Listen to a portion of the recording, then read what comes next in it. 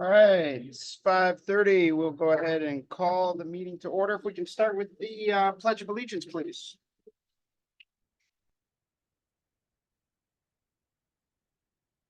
I pledge allegiance to the flag of the United States of America and to the republic for which it stands, one nation, under God, indivisible, with liberty and justice for all.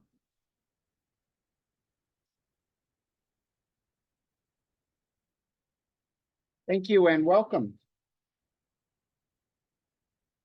you want to just go over our meeting guidelines and safety protocol? Everyone able to hear me okay? Yeah, okay. Purpose of this meeting is for the board to conduct board business. Meeting is open to the public and is recorded. You can listen to all past board meetings by visiting board docs through our district website. And this meeting is being presented via Zoom. It is not appropriate for audience members to interrupt board business or ask questions in the meeting. Agenda items will be addressed as listed in the agenda, and in case of emergency, please exit the room using the exit closest to you. And Director Roca, would you share our vision and mission statement? Sure. Our vision is our community inspires and prepares each student to thrive. Our mission is in connection with our community. The Sequim School District empowers staff to inspire hope and provide a flexible, innovative learning opportunities in a safe and respectful environment so each student thrives. Thank you. Director Halverson, would you care to share our land acknowledgement? Sure. We acknowledge the land that we stand on. The Sequim School District administrative and school buildings sit on the ancestral land of the S'Klallam people. While the S'Klallam traditionally come from one nation, history has led to the formation of three sovereign S'Klallam tribal governments. Lower Elwha S'Klallam tribe, located in Port Angeles, Washington. Jamestown S'Klallam tribe, located in Sequim, Washington. Port Gamble S'Klallam tribe, located in Kingston, Washington. The district's primary partnership is with the Jamestown S'Klallam tribe. Today, the tribe and district share a partnership that includes official consultation on program and funding changes that may directly affect American Indian and Alaska Native students, as well as holistic service planning for students to remain successful in their educational journeys. Thank you. And with that, that's going to bring us to the special presentations portion of the meeting. And we're going to start. We have an announcement regarding our new junior school board representative. Tonight, I have the pleasure of welcoming Lincoln Forrest as our new junior class representative for the school board from our students at Sequim High School. And Lincoln is here tonight. Lincoln, if you could stand up so we can say hello to you. Congratulations. So just a little bit about Lincoln. He has been involved in leadership in different capacities since 8th grade and is very much looking forward to that. He also has educational goals to pursue a business degree and has an interest in learning about the school district from many different angles. And we had a very delightful interview with Lincoln, and I've worked with him since on another project, and it's been great to get to know you, Lincoln, and to have your energy coming onto the school board. Congratulations. Well, all right. Now, as with most student representatives, they're the busiest of people, and I know that he has to run to another obligation. So thank you for being here so we could meet you, Lincoln, and we'll see you soon. All right. And with that, we're going to move on to the regional classified employee of the year. Yes, Sequim School District has continued to receive good news in the efforts of Regional Employees of the Year. Carrie Johnson is with us, and she has been named ESD 114's Regional Classified Employee of the Year.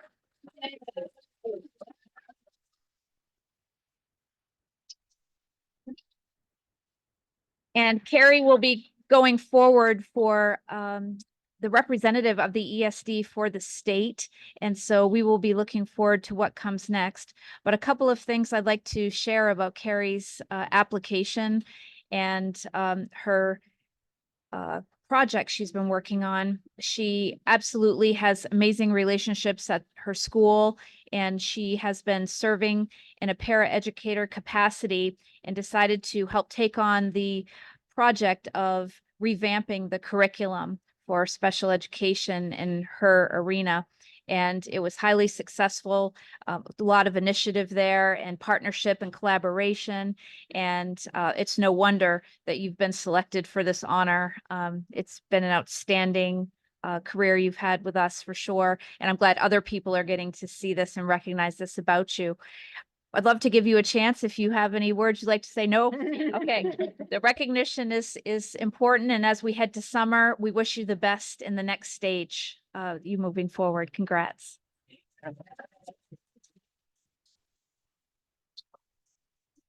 Yes, congratulations, Karen. Excellent news. All right, and with that, that's going to bring us to the retiree presentation. Welcome. Thank you, President Pickens. Good evening, Board, Superintendent Nichols. Tonight, we have the privilege, it's not check testing.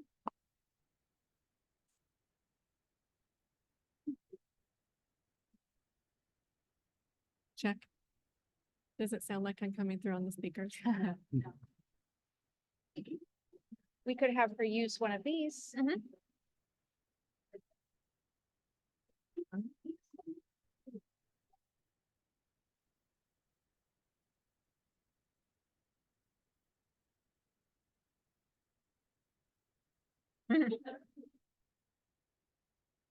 Check, test. Check, check, check. 1, 2. Even these are pretty quiet. I think the speakers might be turned way down. I think that, because even when I was speaking, I couldn't hear it, and I was right up. Check testing. It's better. Okay. Thank you, Superintendent Nichols. This will work. Okay. So let me start again by saying tonight we have the privilege of honoring a very, very special and important group of people to the Sequim School District. And that would be our illustrious group of retirees. We have a very short presentation to share with all of you who are here tonight to speak of your legacy. You have invested your one and only life in service to our students and service to the future of our community and our world. And we are so, so grateful for all that you have done. And we want to honor you with a video. And then following the video, I will ask the board of directors to come on up front to shake the hands of the superstars who are here tonight.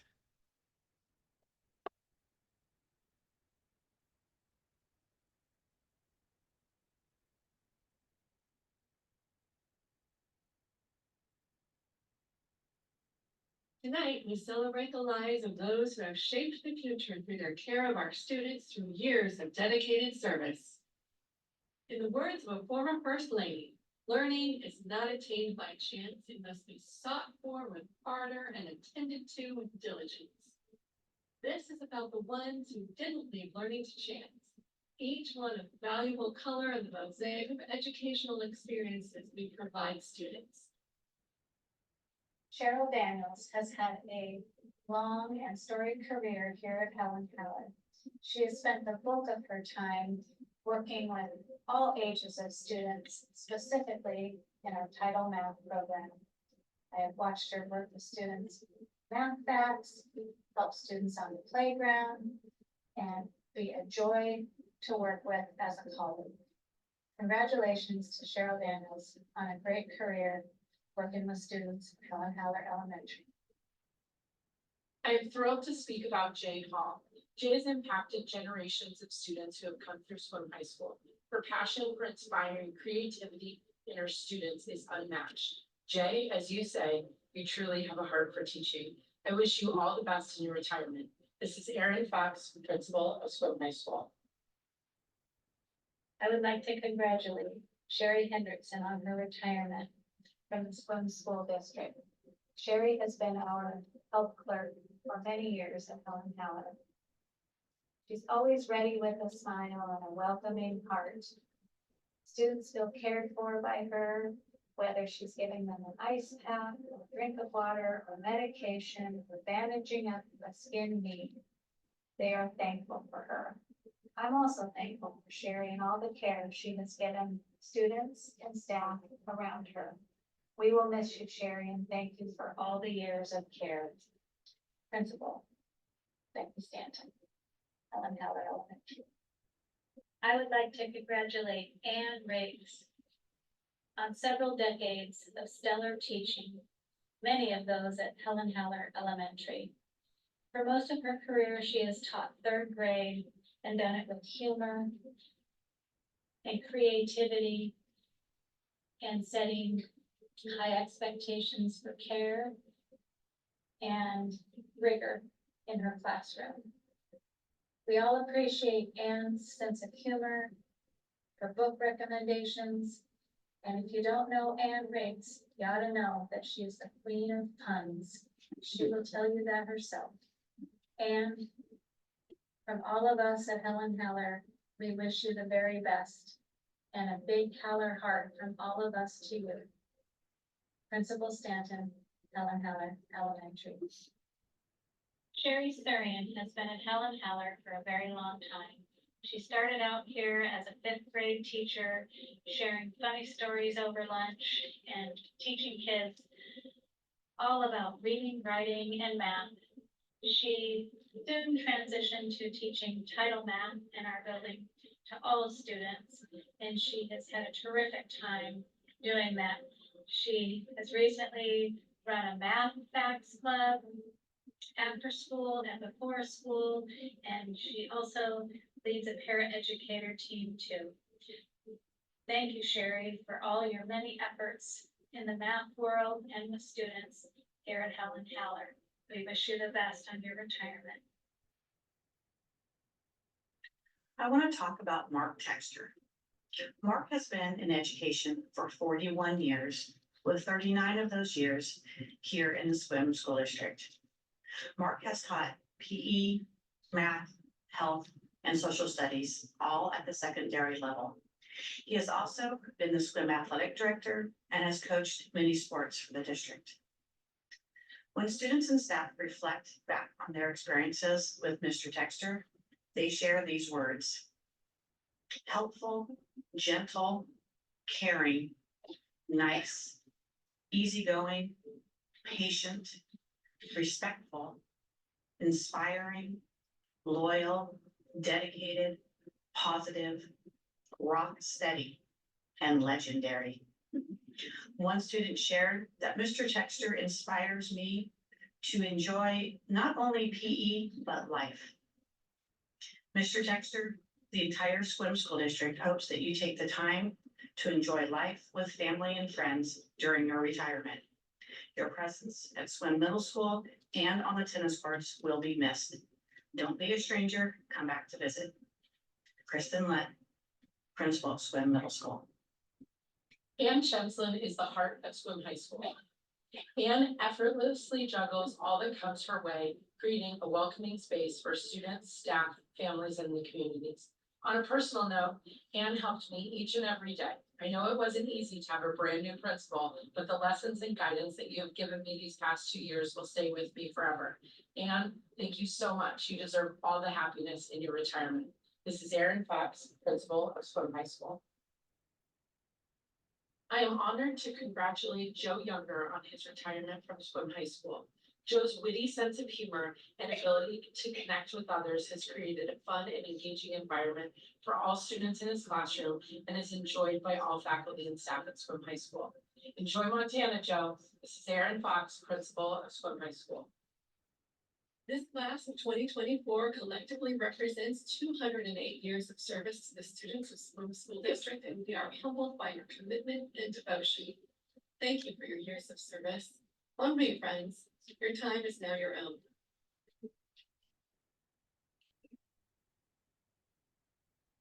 How about a round of applause for our retirees?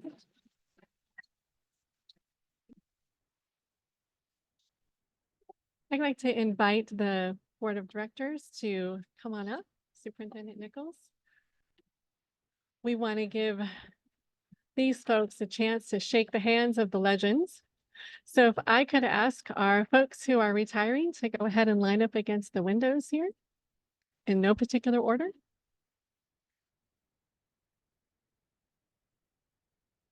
We just want an opportunity to let you walk the gauntlet. Let these folks congratulate you and thank you for your years of service. We are so grateful for you and all that you have done for our students and for our community and for our school district.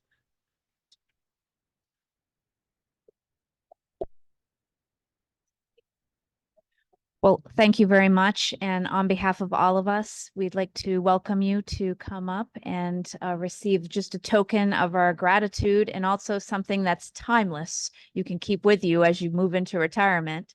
I know we'd each enjoy just speaking to you as you come through. And as Victoria said, we just so appreciate all the years of service and all you've done for kids.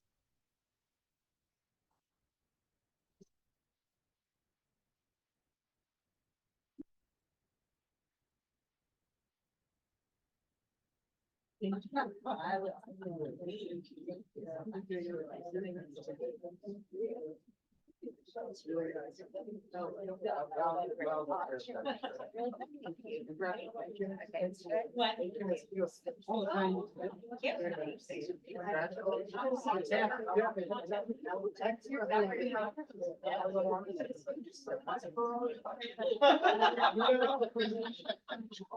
you. Yeah, that's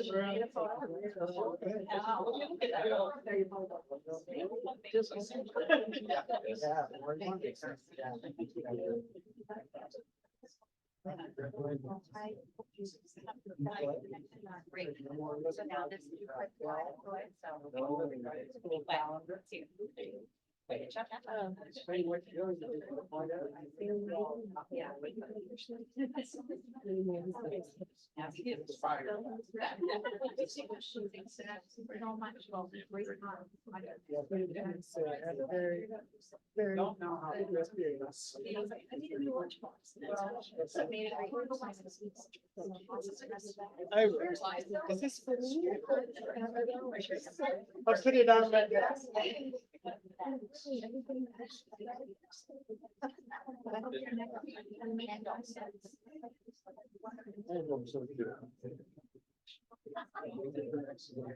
Oh, you are? Oh, okay, you're gonna make it happen.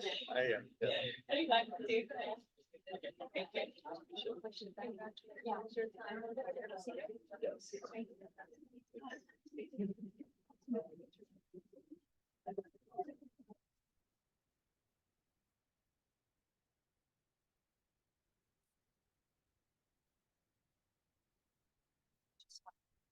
All right.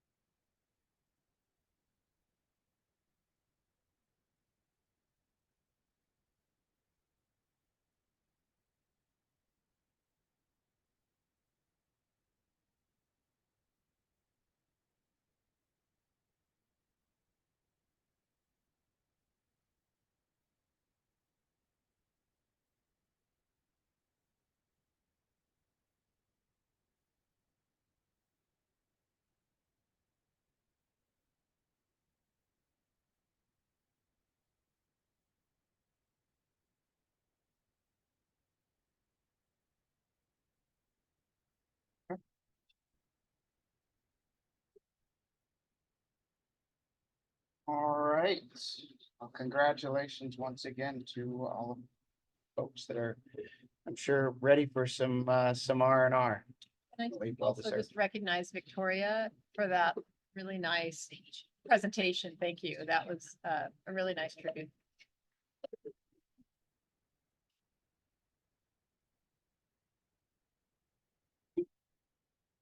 Okay, next we will have, we'll need to do approval of our minutes, our agenda and our consent agenda. And we did receive an additional item that we need to amend, or not amend, but add to the agenda. Excuse me, following our executive session. We will need to add a potential item regarding the potential action regarding performance of a public employee. So we'll be adding that item following the consent agenda. And that will be all that we would add other than what's already been published. So correct, that covers it. So with that amendment, is there any objection to the approval of our June 3rd minutes, the approval of our agenda as amended, and the approval of our consent agenda?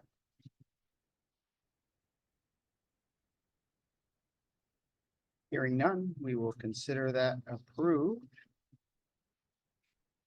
And that's going to move us on to the public comment portion of the meeting. And we do have two ways of making public comment. One is via Zoom, and you may use the raise hand feature of Zoom if you would like to make public comment and you're attending the meeting virtually. Otherwise, we have the clipboard for signing up for public comment. And we will go ahead and check that. Okay.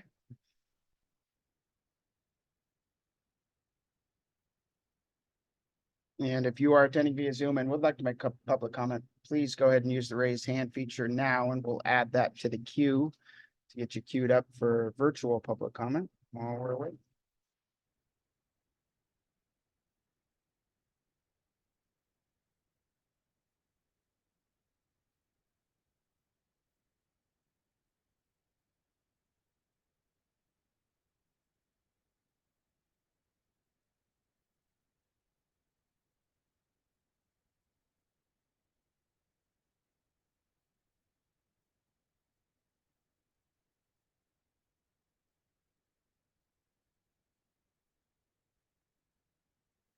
And do want to just discuss the expectations regarding or parameters around public comment. Total time we have allotted for public comment is 30 minutes, and each speaker has a maximum of 3 minutes. Do want to remind folks, though, public comment is not a period for dialogue between the board and public. The board will not respond to statements, questions, or challenges made during the public comment period, and there will be no back and forth dialogue. Please know that the board's silence is neutral. It is neither a signal of agreement nor disagreement with the speaker's remarks. Although the board will not engage in dialogue, the board chair might ask a speaker a clarifying question. It is also possible that the school district staff will contact a speaker at a later time to follow up on an issue that has been raised during public comment period. Finally, please remember that your words have impact, and you, not the school district, are responsible for your words. We caution all speakers that it is possible that your statements could violate the rights of others under various laws, including laws protecting privacy and laws prohibiting defamation. If you are unsure of the legal effect of your remarks, you should seek independent legal advice. In any case, we ask you to help us model for our students what respectful and inclusive community looks and sounds like. And in the interest of time, order, and respect to others, I do want to remind folks that it's not appropriate for complaints or charges about employees to be mentioned during public comment. These issues are to be addressed to the superintendent in writing. So with that, we do have our Doug Hastings.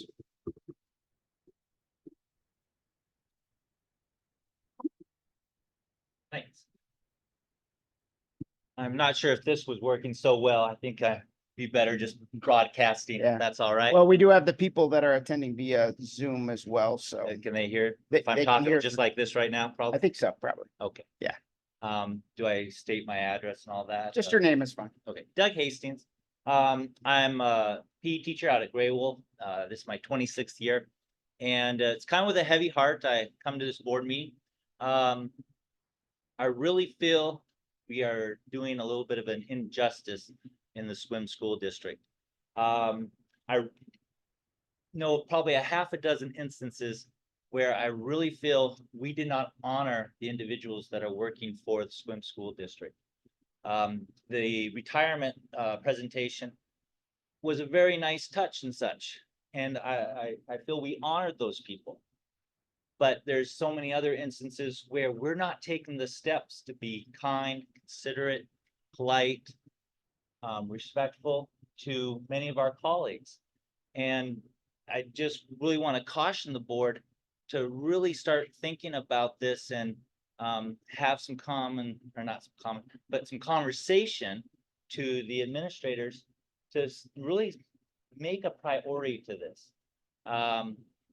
With a second grade teacher out at Gray Wolf, she's being dismissed, and I was listening to Mark's, Mr. Texture's thing up there and said, you know what? That sounds just like that second grade teacher, how awesome she is.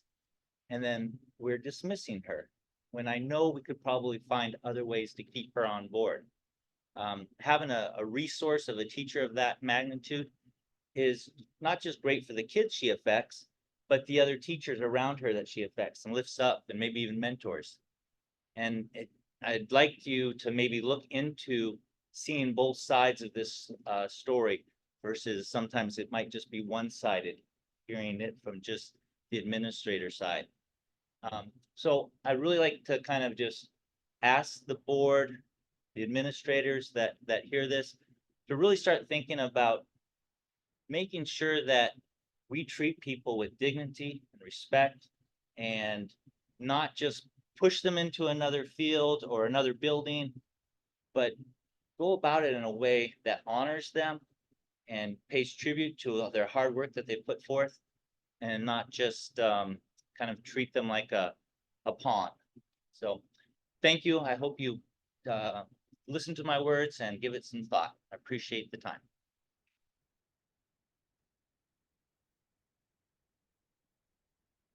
Okay. Do we have anybody that's is okay. Oh, that's fine. Kobe Lynn.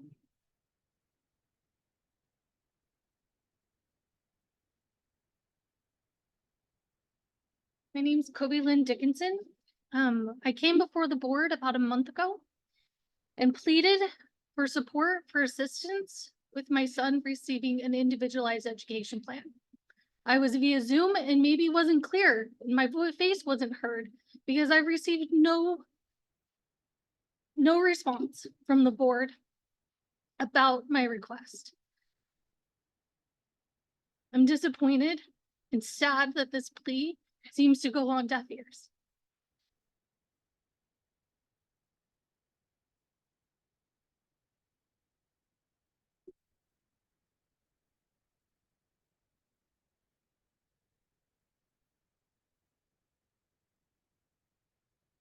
Since my plea, I've sat in meetings and received derogatory comment from staff about my parenting and plead for assistance.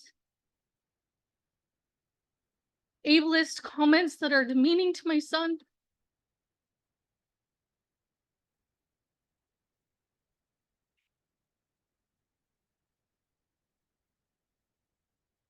I've heard from assisted support and staffing that my son is in the best special ed classroom in the district.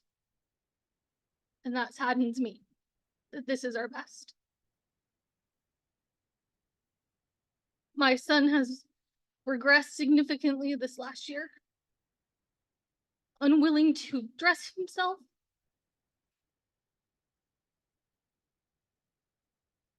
and I feel that that is in great regard to the experience he's having at school. I plead with the board, the administration, to take this serious. This is not just my son. This is every student. This is every student in special ed. And if this is the best we're doing, we are not doing enough.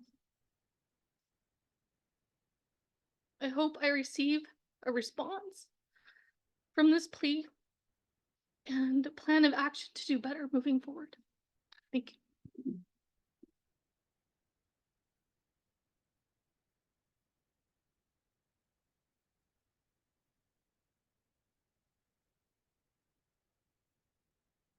Believe that is all we have for public comments sign up.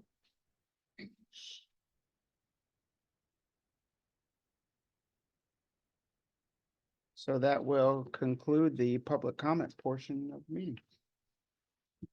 Okay. And we do not have our student board representatives, correct? So we'll be moving past that portion. And that's going to bring us to reports to the board. We have for the long-range facilities planning group. President.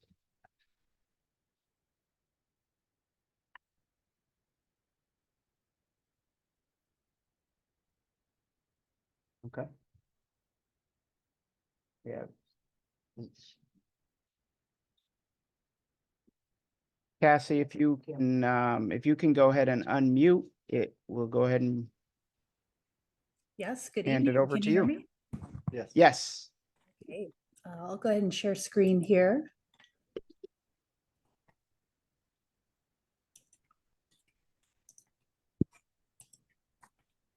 Okay, can we see that okay? Hold on just a second.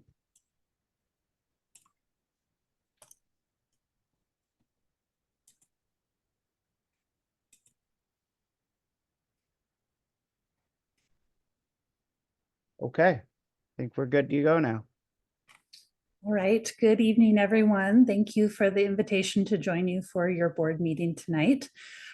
So my name's Cassie Hibbert with Winnahaw Group, and I'll be presenting to the board an overview of the long-range facilities planning process.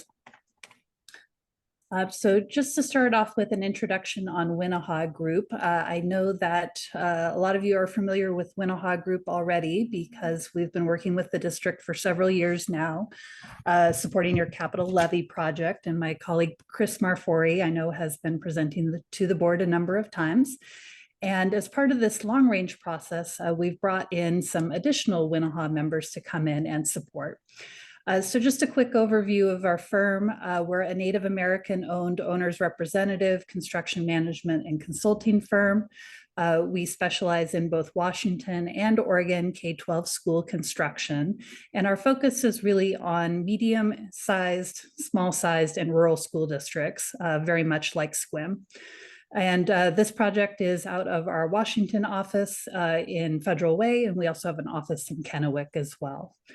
Winnahaw Group is driven by our guiding principles. Those are taped to my monitor right next to me and our guidelines and inspiration as we move through the complicated realm of school construction projects. And we've also done a number of recent Washington projects, a large project for Walla Walla Public Schools. We also just started working with your neighbor to the south, North Mason School District, and a number of other Central Washington school districts as well. Our role on the project is really an advisor and a facilitator. So what we'll be helping the district out on as part of this effort is first off, checking some boxes for OSPI. So we'll help out with your study and survey document and your certified building condition assessment components. Next, we'll help the district in developing the process and schedule of activities for your long-range facilities planning group and help drive that process forward together in conjunction with the district. Another thing that we do is we act as what I call a subject matter expert on Washington K-12 construction. We do a lot of construction project management, so we can help advise on best practices, lessons learned, market conditions, and help guide the district in that decision making. Another thing we do is help advise on strategy, specifically in regards to OSPI's School Construction Assistance Program, or SCAP. We love the acronyms here. And help advise the district on how to best take advantage of your match money from the state. There are a few other subject matter experts that are a part of this type of process. I'll talk about them a little bit later, but we also help coordinate their efforts as well. And then the last two items on here are super important. So Winnahaw comes, we have staff that come from both a construction background and a design background. As an example, I have an architecture background. My colleague Chris comes from a construction background.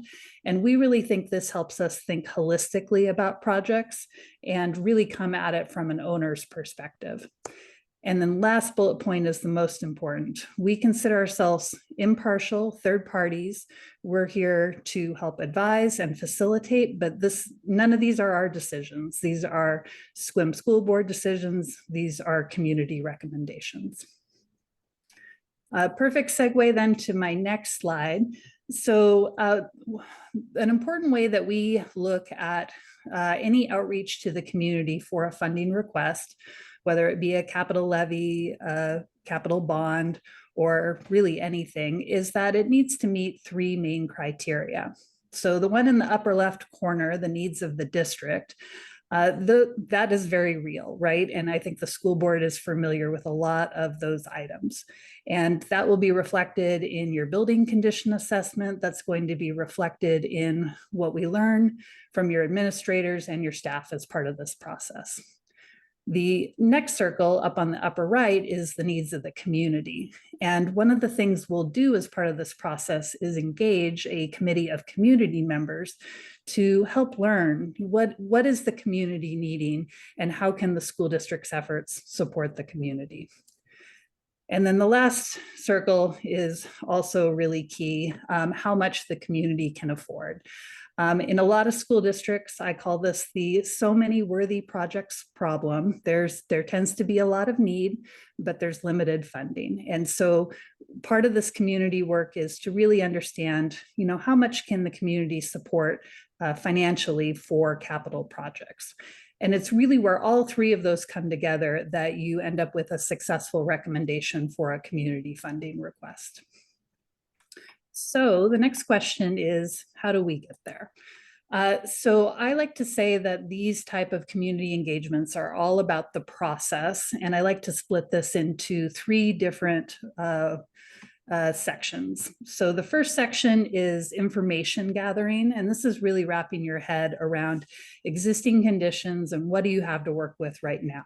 So that involves a building condition assessment, reviewing your SCAP available funding, reviewing your educational adequacy, doing interviews with your admin team and your staff, and getting your head wrapped around past financing, past projects, land use. It's a whole package of just kind of wrapping your head around what you've got right now. And we'll take a look at this in a more comprehensive schedule on the next slide, but we're already well into this part of the process.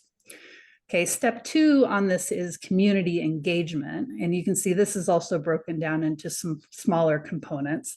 And the first one is pulling together the community committee that I mentioned that can be your touchstone in helping to understand what are the community needs and what the community can afford. And that community committee also has a few different subsets on their work too. So the first one is identifying your community stakeholders. So who are the folks that you want to have on that committee? Second is understanding the process, which we're talking through now. The third one is building the shared knowledge base. So it's all that information that you've gathered up, sharing that with your committee members so everybody is discussing things based upon a common level of knowledge.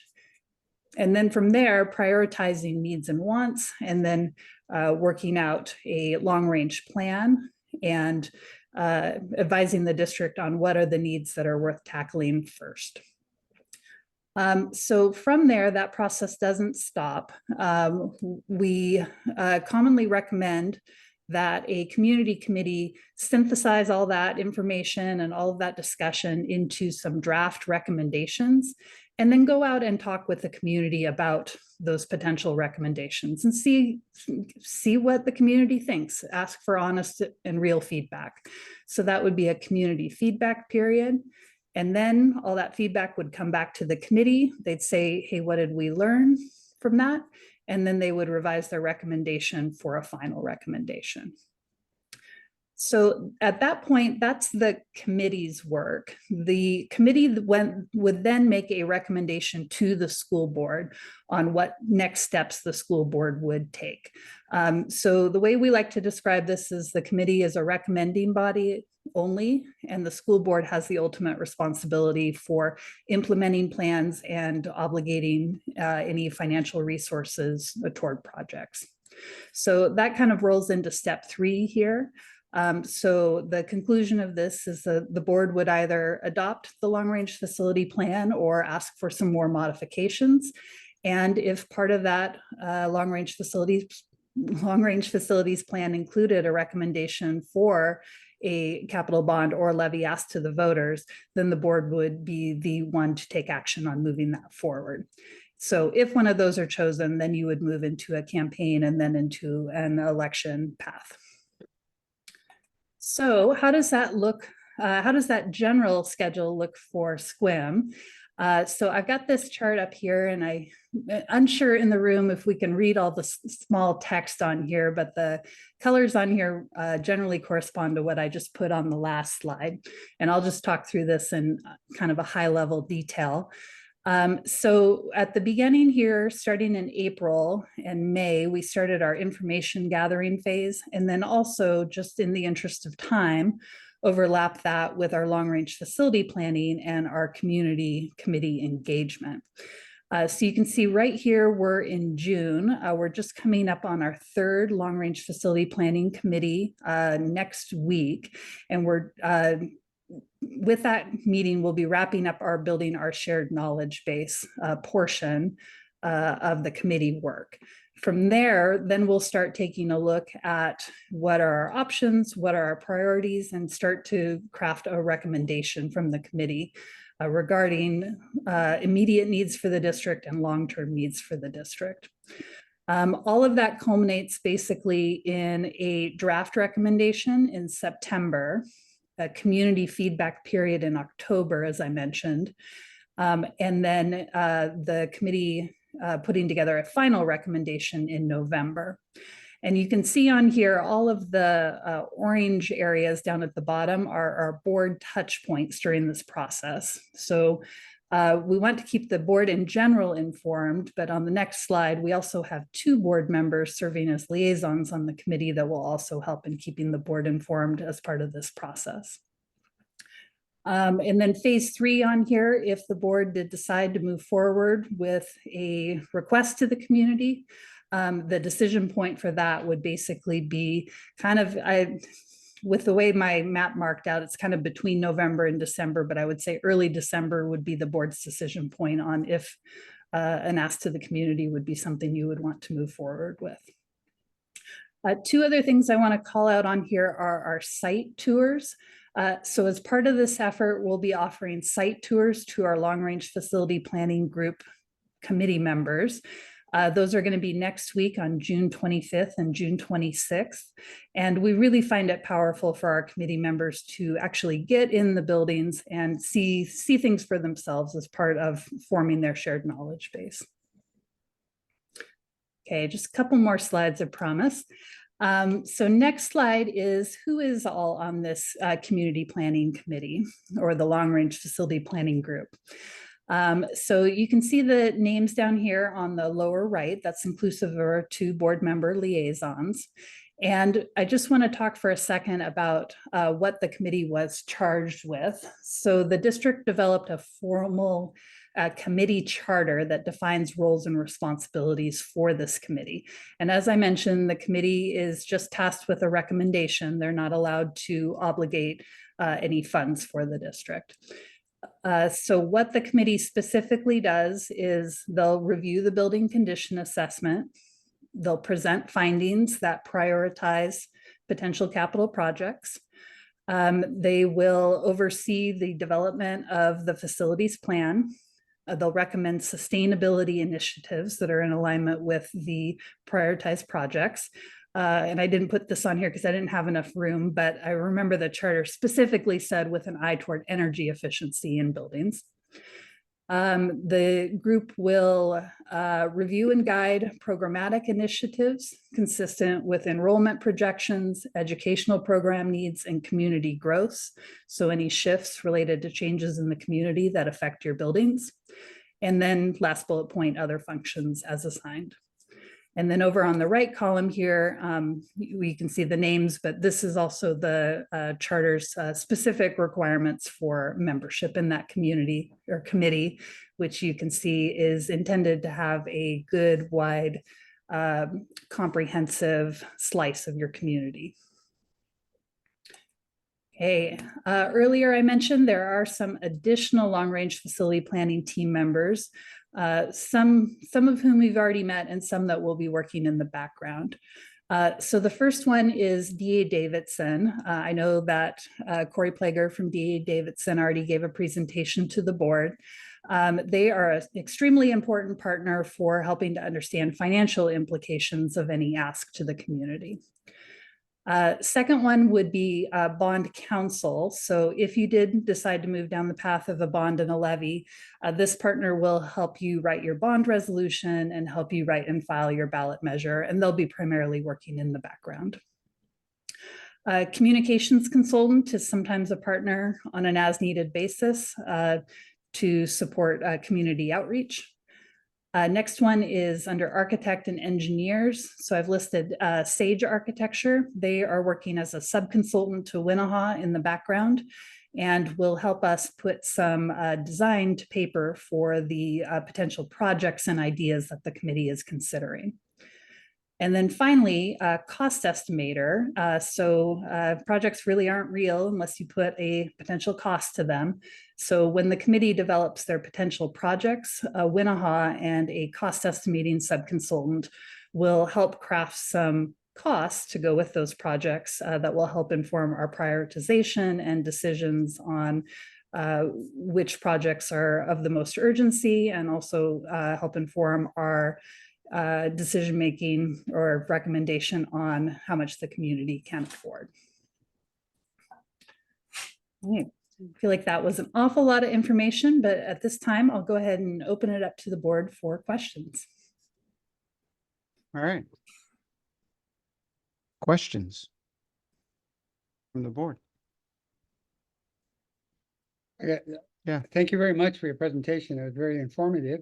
I'm not familiar with the Sage Architecture. Is that a group an organization you work with frequently? Yes, we do. And you might not have heard of them because they are a newer firm. They were a spinoff from BLRB Architects, which I believe previously worked with the district maybe about 10 years ago.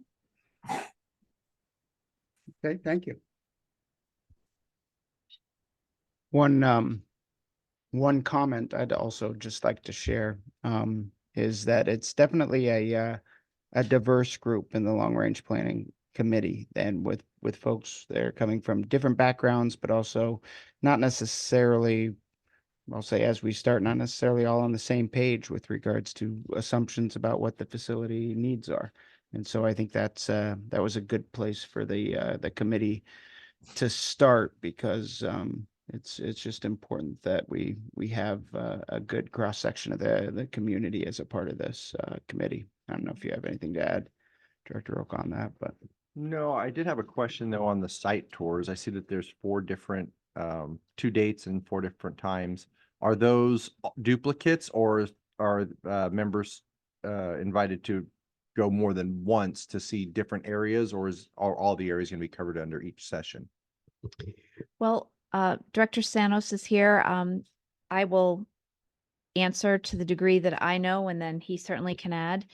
We're planning to bring these dates to the 24th and talk to the group, the LRFPG, about what preferences are, and make sure that we're creating those experiences that people want. We were intending that people would have flexibility, so they would not have to come to all 4 sessions. But we also know the coverage of seeing everything to the depth that you'd want to is also important. So we'll bring that up as well. Anything you'd like to add to that? Thank you. Mm-hmm. Yeah.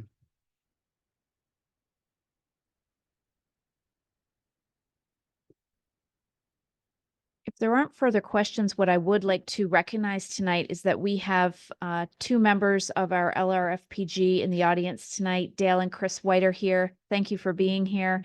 And then online virtually, we have Aaron Heiner and Heather Nelson attending as well. So our group is absolutely starting the walk of being out in the community and making sure that people can approach them and have representation. So thank you so much. Thank you. Okay. Anything else? Cassie, any closing comments? No, thank you all so much. Appreciate the time. Thank you, Cassie. We really have appreciated Winnehaw, the bi-weekly meetings that we're having to pull things together and coordinate are very well done, well synced, and we're having a lot of forward momentum in a very short time. So that's good news. Okay. That's gonna bring us to 8.02, and 8.03. Director Hudson's gonna be doing, I believe, both those next two agenda items, actually. You guys hear the mic out there? We're not supposed to hear it here, but you're supposed to hear it right. Testing, test. Zoom can hear it. Zoom people can hear it. So be sorry for saying test. So just, okay. Okay. All right, well, thank you for allowing me to be here tonight. We actually have two curricula that we would like to bring forward for adoption in the district. These are both similar in the sense that they have been in the process of adoption for about 2.5 years. Both were started with Dr. Pryan during her tenure in the district.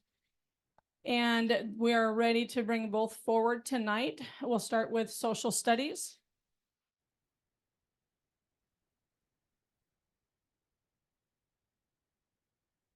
So tonight, the middle school brings forward Savas social studies curriculum. You may remember Principal Harris was here last year to talk about active classroom, and asked that active classroom be moved forward for a pilot. The middle school has had, I should step back, let me take 2 steps back. The process for our curriculum adoptions in the district is teacher driven. So we have teacher teams support curriculum by meeting, going through the curriculum, going through the process to make sure those items are diverse, that they're accessible to all students. And then they will select the materials that they feel best meet state standards and support instruction that we are looking for within our district. So this social studies has been being worked on since really the 2021 school year. They've had a wide range of social studies teachers at both the middle school and the high school. They've had English language development teachers, specialized academic instruction teachers, looking at the materials just to make sure it's accessible and that the curriculum itself does not become a barrier to student learning. So last year, middle school believed they wanted to use active classroom, and while the high school adopted Savas in about 3 years ago. So the middle school has been using active classroom. The strengths of that curriculum were a really good Washington State history module, but they found over time this year that it lacked depth. And so they've actually been supplementing active classroom with Savas. And so about midway through the year, this school year, I met with the social studies team and said to them, you've got to decide. We can't continue to kind of run 2 curricula. We can't pay for active classroom, but use Savas. The staff met with Principal Lunt and decided that they wanted to transition to Savas, match the high school curriculum 612. And I did meet with Sarah Lynn, who is the social studies teacher at the head at the high school, and she gave them inputs into what was great about it, what was not great about it. And they would like to move forward with Savvis. They just feel it has two things. It has textbooks and it has online programming. And one of the issues they had with Active Classroom, it was only online. And where I think we were all in love with online learning coming out of COVID, and we wanted to make sure we had that materials always online. They've missed at the middle level that paper book that students can use. So at this time, I believe, one more slide. They would like to use the Savvis World History textbook at grade 6. And they'll supplement that with World Geography, interactive journals, and online resources. At 7th grade, the main resource will be Washington State history as a part of a U.S. history text. Again, they'll supplement that with since time immemorial resources from the Jamestown S'Klallam tribe, OSBI recommended resources around Washington State history and interactive journals. And at grade 8, American history textbook, and it will be supplemented with interactive journals and online resources. So both Principal Luntz and her social studies team feel very good about this adoption. Again, it does give us a 6-12 continuum through what history from 6th grade to high school. And so at this time, I am happy to answer any questions that I'm able to answer about the curriculum. And I don't have personal knowledge of the curriculum other than I've seen the textbooks and looked through them, but they're very happy, and I am happy to answer any questions that you might have. I think it's, I just want to comment that I think it makes really solid sense to have a consistent curriculum from one provider where they can move along, and it just makes the transition from middle school to high school that much easier. So it sounds to me like a really smart decision. And just a question, and I don't know if you're able to answer this. What are interactive journals? I stole it. So it's part of the program, and my guess is it's just what it sounds like. It's probably an online component of the curriculum that lets students document what they're learning. Okay. That includes primary sources. I was going to ask about that too, because I think it's such, as a history teacher myself, I always found students actually fell in love with the primary source material more than the textbook. We all know what textbooks are written like. And primary sources are so wonderful because not only do they really help students develop powers of analysis, but also empathy for reading the words of people from different times. So I think that's great. I really agree with you. I think it's also important for kids to understand that people make a difference in history, right? Yeah. And they are a people. So it is important that they embrace it and learn just a lot of different skills through social studies and history. And I believe empathy is one of the largest things that they can learn. So yeah. Any other questions? You mentioned the online and textbook version, so we get both. So Correct. the teacher, so if we do run in, God forbid, another situation where we need some Correct. remote learning, we already have that set up, No, but I not, think it's so we're true. not tied to it. So And some of the feedback at the high school was that the online materials, while great, take a lot of clicks to get where you want to get to. And the younger you go with just students developmentally, the more of an issue that can be within a classroom. So middle school teachers are very excited to also have a text that they can use, but also supplement it with online materials. And the online materials, is it just a duplicate of what you're getting in the text, or is it different? It's different, and we'll have just more components, just like you might have, I can't think of something great, basic information in the text, but the internet will give you everything. Okay. So this is just targeted information pulled in. And when I talked to Sarah Lynn, even when the high school, they sent them into this rich kind of pictures and story part of the curriculum because that's what social studies is to us. But to get there, you've got to dig through a lot of other things. So that's what we will be offered in online services, just more robust resources for students. Perfect. You can only put so much in a textbook. It's already this thick, but history just keeps getting thicker. Thank you. You bet. Other questions? Okay, we'll move on to the comprehensive sexual health education. Want to make apologies for it. Director Langston was unable to be here tonight. So she has been the leader of the comprehensive health curriculum adoption. And this also has been going on since Dr. Prine was here. And so a lot of information. The state has passed a law that we have to teach a comprehensive sexual health curriculum this year. So we've been piloting these materials in all of our schools. And I'll speak to that in just a moment. I think, again, a robust and very large committee has worked on this. It's important when we look at curriculum that we look at curriculum that meets the needs of all students.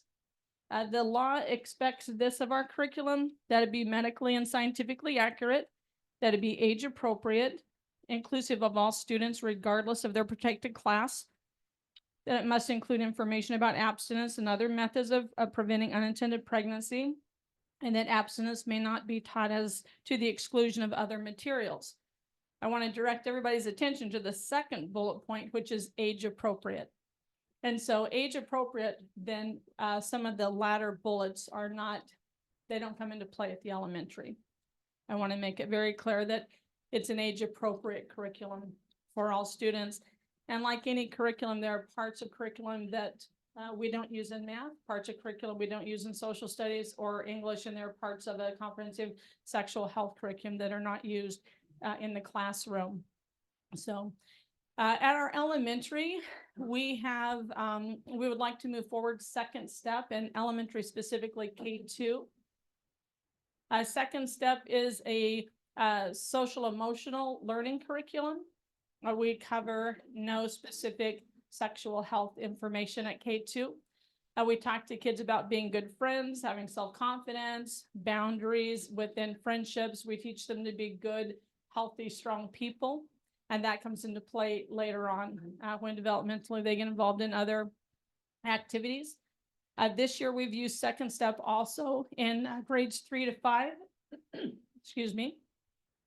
Next year, the Helen Haller will transition to Leader in Me curriculum. And again, that's an SEL curriculum meant to just give students a robust set of tools that they can use to be successful people in life. So we would like to move Leader in Me forward at grades 3-5. We have a pending part of the 5th grade curriculum. 5th grade only has a growth and development unit. And we've just sent out a survey to 5th grade parents in review of some videos that we want to use and did use this year for growth and development at grade 5. And I just want to remind you that they have to be medically and scientifically accurate and age appropriate. I've watched them and they are straightforward information that kids need at grade 5 about their own growth and development. And so I think Director Langston will have that kind of buttoned up within the next several weeks. And I'm sure that might come to you at the next board meeting. At the middle and high school, we have health classes that cover this material. So they are moving forward Health Smart, which is a state-approved curriculum.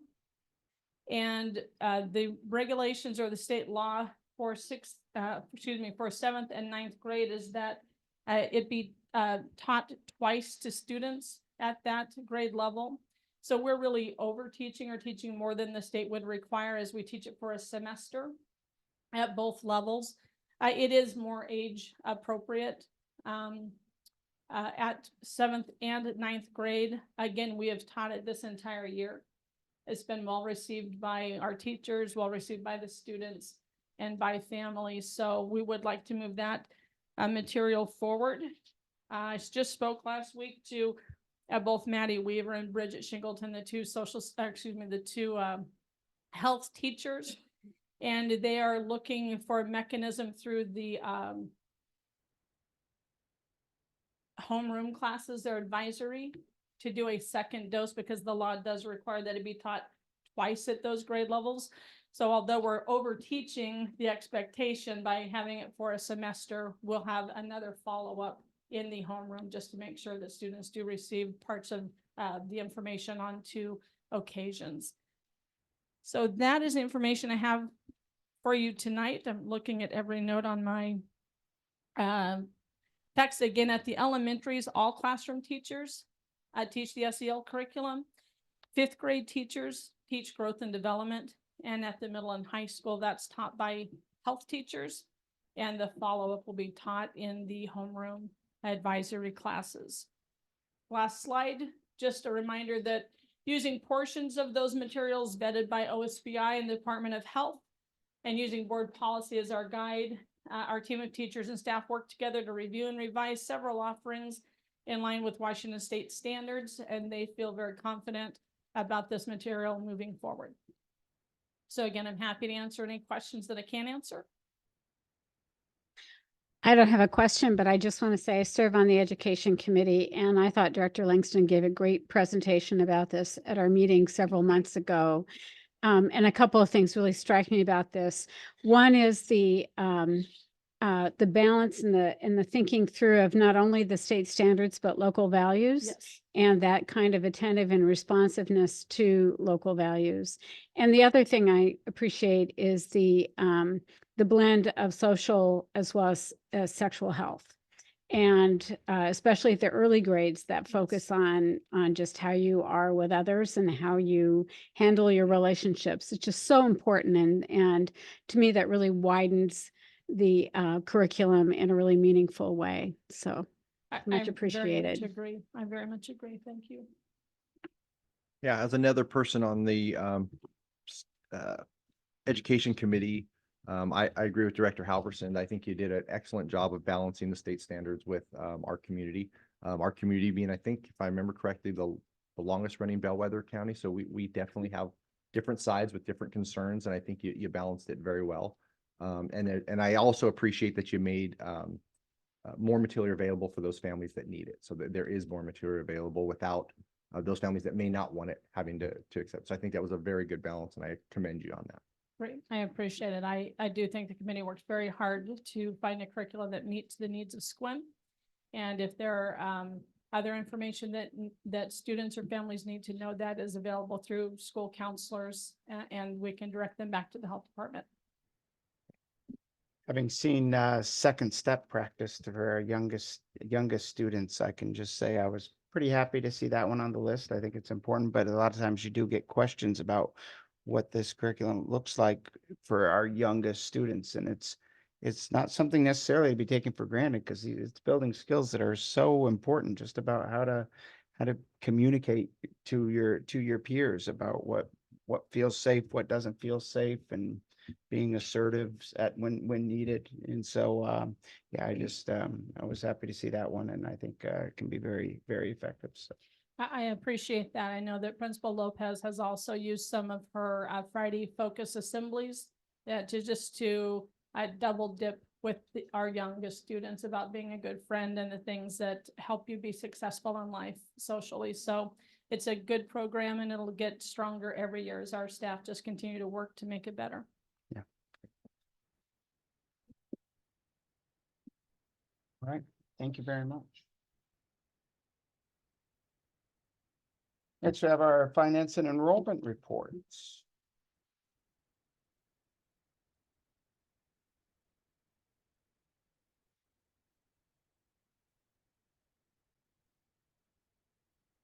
Hello.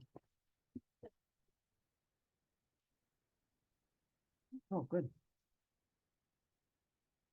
Okay. Well, we're gonna go over budget status reports for the month of May. And so we'll look at our fund balance report first.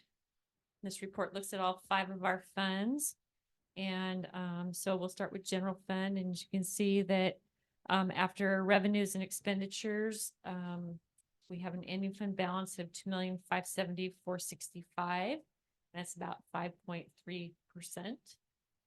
Our capital projects fund, revenues and expenditures, more revenues and expenditures as we're gearing up for some big projects. So our ending fund balance right now is 4,348,643. In our debt service fund, it's just accumulating a little bit of interest, and that's what you see there. So we have a balance of $76,085.39.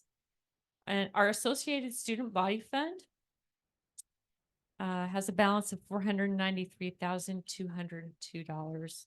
Transportation vehicle fund, $983,770. And right now it's just accumulating interest. And you can see that we have some expenditures. So we are paying for our buses that we ordered.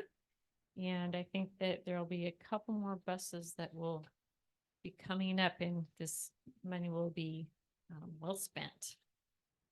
Okay.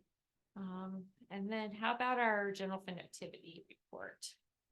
It's just the same information, but it's more detailed and it goes through our actual revenues for the month of May, which totaled $2,647,650, and our expenditures, which total $3,720,639.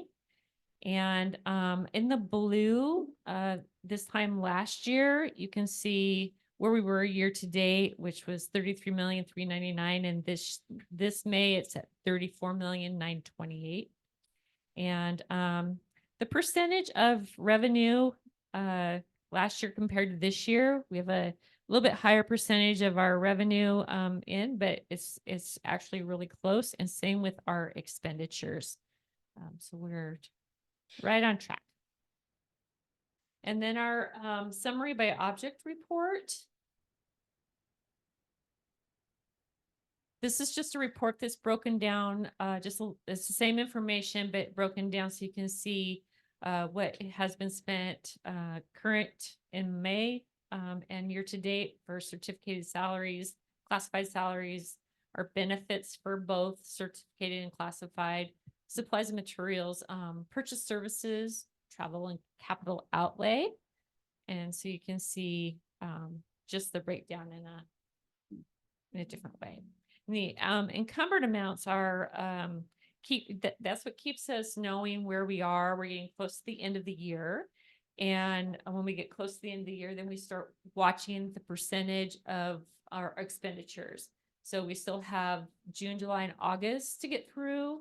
June is a very big month for payroll. And this year with so many people retiring, we have a lot of cash outs that are happening. And so we just start watching to make sure that we don't get to 100%, because if we do that, then we should be gearing up for a budget extension, but we're in good shape. So all right, and then enrollment. I'm not sure if we actually talked about enrollment, but our June enrollment is down from May, and it's down about 15 FTE if you take into consideration our running start. And so when we're looking at this, you can see at the younger grades that it's right where it should be. The middle school and high school both down, and DVS, and that has to do with DVS for sure has to do with the seniors. Talk to Ned about that, and they don't need to attend in June. So in talking about our budget and what we're using for enrollment numbers, I did talk with the director, fiscal director at PSD, and he would not advise using June numbers. May is a more accurate enrollment number to use for our budget. So in my next presentation, you'll see that I used May enrollment numbers, rolled every class up, dropped the seniors off, and added a new class of kindergartners. All right, any questions about May numbers? Did you say the seniors for DVS don't have to attend? Well, I think that they're at a point where Ned would know more about this, but there are some of the seniors that are not needing to attend in June. So they just completed up their work in the Edgenuity program, and so they may be disenrolling from either Running Start or transitioning back into the high school in that. So Okay. our DVS numbers are shared with the high school, so some of them are completing their projects or programs, and they're done, they're a little bit ahead. Anything else? Did I, on one of the reports, I think it was the expense by summary. I think it showed that, was it classified salaries? Was over 100? Yes. Yeah, yes, it is. And so, that could be for, many reasons. And I would say probably the two main reasons are, an overage of substitute costs.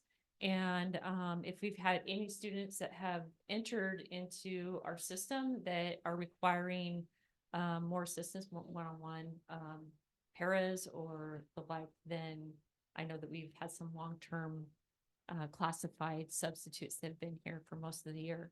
So that would be a reason. Okay. Yeah.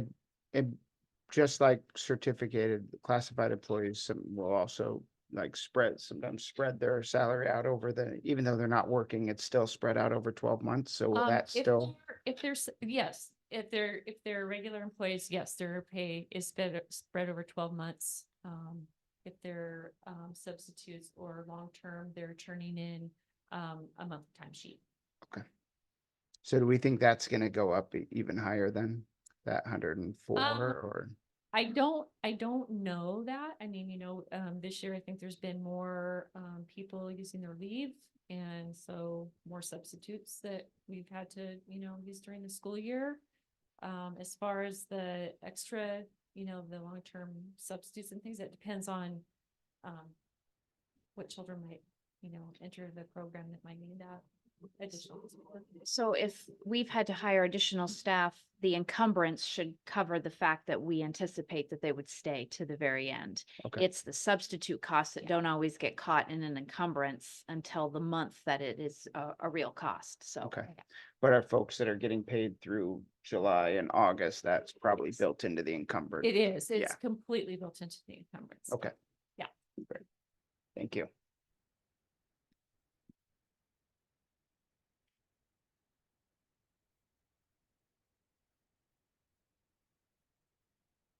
Okay.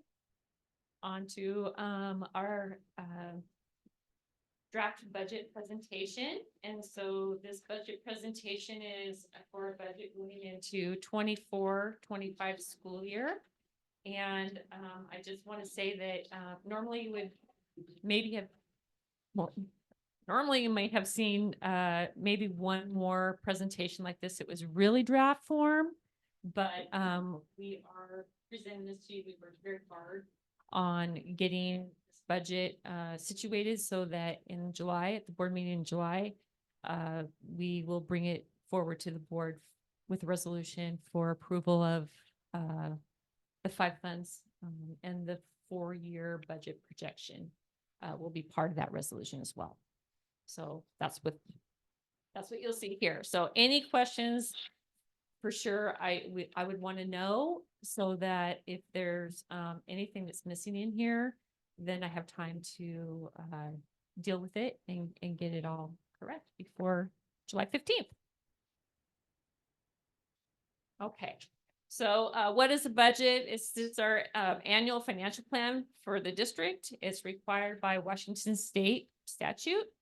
It must be formally adopted by the board of directors each year. And in our school district, we do have until the end of August for that to happen by law because of the size of our district. It covers our fiscal year starting September 1st and going through August 31st. And so it's all 5 funds that we'll be talking about: general fund, associated student body fund, debt service fund, capital projects fund, and transportation vehicle fund. The next slide, it just shows the budgeted enrollment that I used. I used May numbers and took the classes and rolled the kindergarten up to 1st grade and so on. And this is where we ended up. It's very interesting how this happens. And compared to last year's budget, the FTE of enrollment is 102 FTE less than what we budgeted last year. So I'd like to speak to that quickly.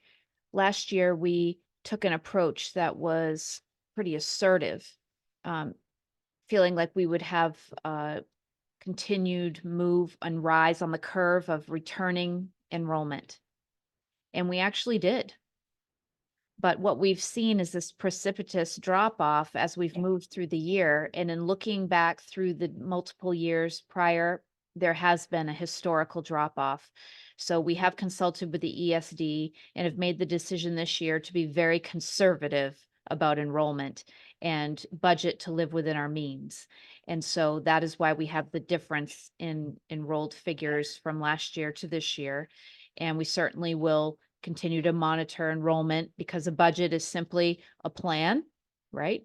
And it's a best laid plan to make sure that we are focusing on what we've seen happen year after year.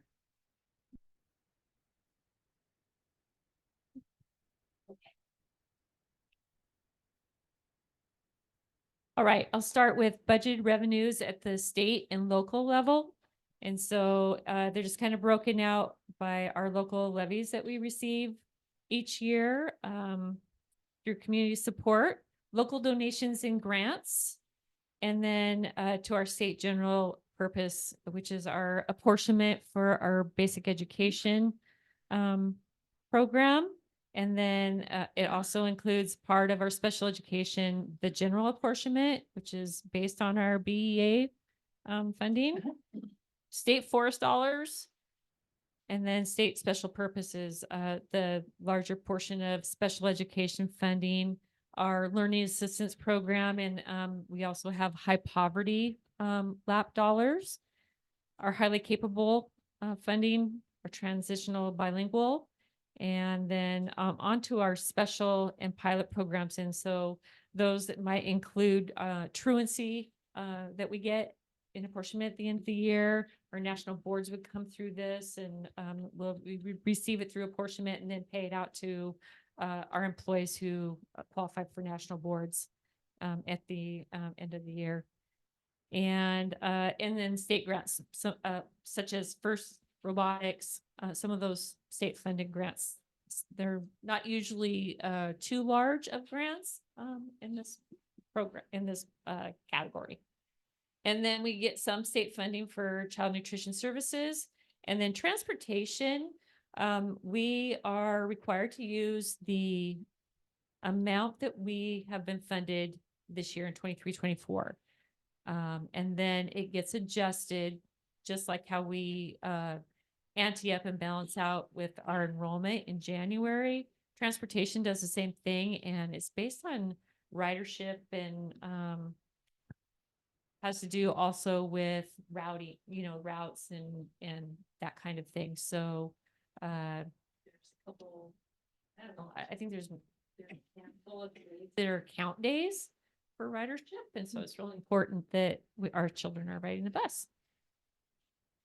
I'd like to just speak to a couple of these figures here. So the state general purpose apportionment that you see there at 25,926,000, that is down from last year. And the reason why is we've come in with a conservative enrollment figure. Okay. Last year we overshot it. Also, I'd like you to know that as we come through the revenues for the state special purpose, we'll see an increase to special education funding, of course, because of the legislation. I would also like you to know that we are at least 1.3 million beyond what the state has been funding us.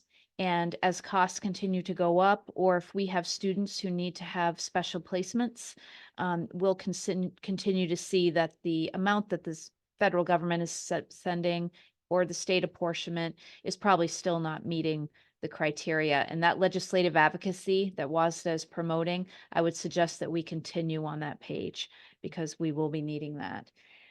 Also, I'd share that although our local levy amount has gone up, we also have no longer any ESSER funds. So ESSER revenues showed a greater amount for last year. That's gone. So we're going to be looking in every direction for increased revenues, and we certainly have grants that we are pursuing as well. Where is the MSOC money in that? Is that? That's in our general apportionment. That comes in the general apportionment. Yes, and we'll have a slide about that in a little Oh, bit. okay. Can I ask about the child nutrition services, 56,000? Will we, the state, the feds, be able to continue free meals for kids? Right now, we're in a cycle, a 4-year cycle, and this was the second year of that 4 years. And we have one building, Ellen Heller, that is a CEP program, and then our other buildings were under provision 2.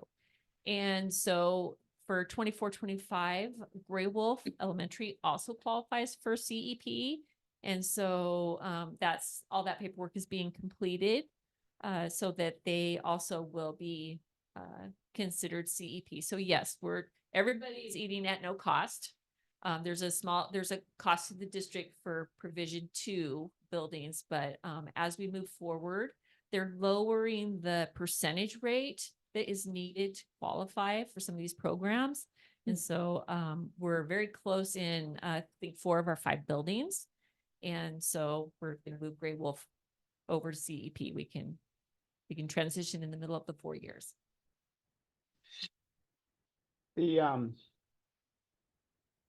local levy revenues, it's like the 7.7 million, I believe. I know that Port Angeles recently just made a decision on setting their levels in anticipation for a year and a half out, and I think they actually decided that they needed to increase the amount. Do you know when, at which point? I know it's not to do with this approved budget, but at which point we're gonna have to, I know maybe part of the broader conversation with our bond and those, but when we're gonna have to make a decision about what level and when we should take a look at that. The determination of when you need to declare it is related to which school election you'd be taking that resolution. So if we were to decide to go in November, that would require an August decision. And if we were to go in February, that would require a November decision. So similar to our presentation, that timeline, it would probably be made almost, I mean, even though Correct. it's separate, it's the timeline probably is consistent. Yes. Yeah, last time we went out for our local levy and our capital projects levy, all in the same ballot. Right. Mm-hmm. Okay. Thank you. Okay. On to federal revenue. So the federal special purpose, you see IDFE is a special education grant. We get that every single year. And that helps support the cost of salary and benefit or contractual services with our therapists. Title I, Title II, and Title IV. And then here's the bigger part of child nutrition services. And then commodities and Medicaid comes through special education. And then on to vocational education. It's the Carl Perkins grant. And every year we're fortunate enough to receive that grant. And so that'll be on top of that for this next year. And then the Title VI grant is a grant that we basically are invoiced by Jamestown S'Klallam Tribe. And when the invoice is paid, then we ask for reimbursement from the Department of Education. And that's how we get the reimbursement for that. And then federal forest and then private foundations, that could be anything such as the BEST grant from through the ESD. ESD has got some science grants that we can invoice for, some things like that. And contracts, if we have any contracts with any of the other districts or that falls under that category. Any questions about this page? Yes. Well, the forests, the private foundations, those aren't guaranteed, correct? they're not guaranteed, but every single year, the ESC is really great. They have funding that we can reimburse substitutes. It could be a stipend for the teacher that goes for the, whatever course it is. So usually every single year, we get funding. Except the forests. They Oh, don't the cut- federal forest is. They not don't cut guaranteed. trees, we don't get money. Yep.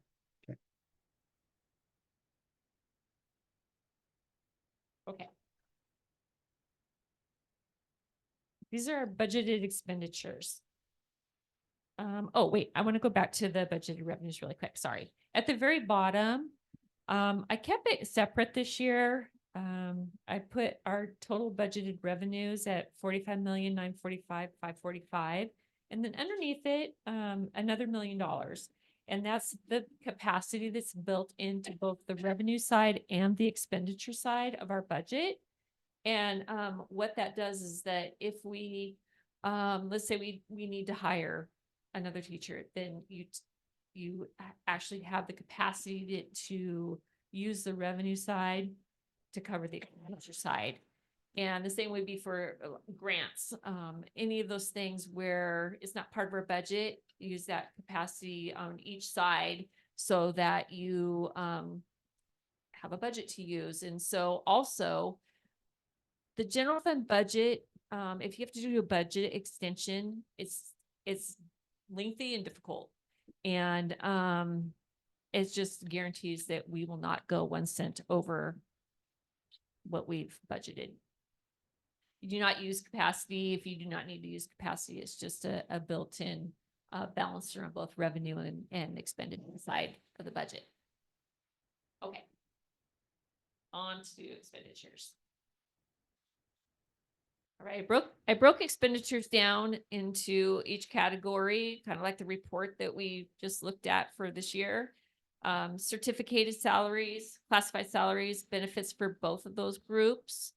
So our total salary and benefits for 24-25 would be approximately 37,209,855. And that's what is in the system right now as rolling all of our employees over 24-25, anybody that has a step increase, that kind of thing, so that they're all sitting in there. And then supplies and materials, contractual services, travel, capital outlay. So that's our total MSOC expenditure, 7,378,239. So you can see our expenditures would be total $44,588,094, and then that $1 million built-in capacity amount, so $45,588,094. So just to give you a context, the 37 million for salary and benefits is 81% of our budget. And that is very similar to this year. We were at 82%. And then the MSOC that's coming in, we'll talk about that a little deeper, but I want you to think about this in a moment in relation to our levy, because we're using our levy to cover some of our base expenses when we are up so high at 81% and MSOC's at another 7 million.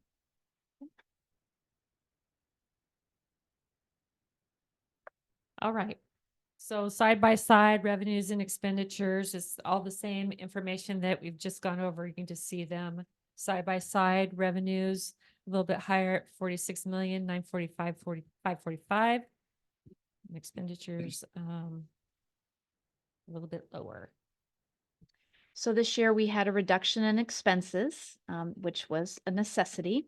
Our reduction is at 2.7 million. Remember that we have no longer any ESSER money, so that revenue that we would have been able to expend last year, it's not available to us. We also have a loss of revenue at about 1.2 million because of that ESSER expenditure. So it's really important that we keep remembering that effect, because our numbers, of course, are going to look reduced because we did reduce through reduction, but we also have this revenue shortfall because of ESSER. I have a question, my usual one. By policy, we're supposed to have 4 to 6% revenue left over. That's not the right word. Is that built in? I don't see that under the expenditure list. You'll see it in the slide coming up. So it will be built in as a, It's part of our ending fund balance. Yeah. well, Yeah. but I mean, I guess I'm looking at it as this will be our ending fund balance. Period. Not if we can do it, we'll, because it becomes very important with bonding and emergency needs to have that emergency fund available. We've prioritized for the fund balance to be stable and well within the range. And so you'll see coming up that we've met the target. Okay. Okay, here's our MSOC disclosure. And this is required when we do a presentation like this.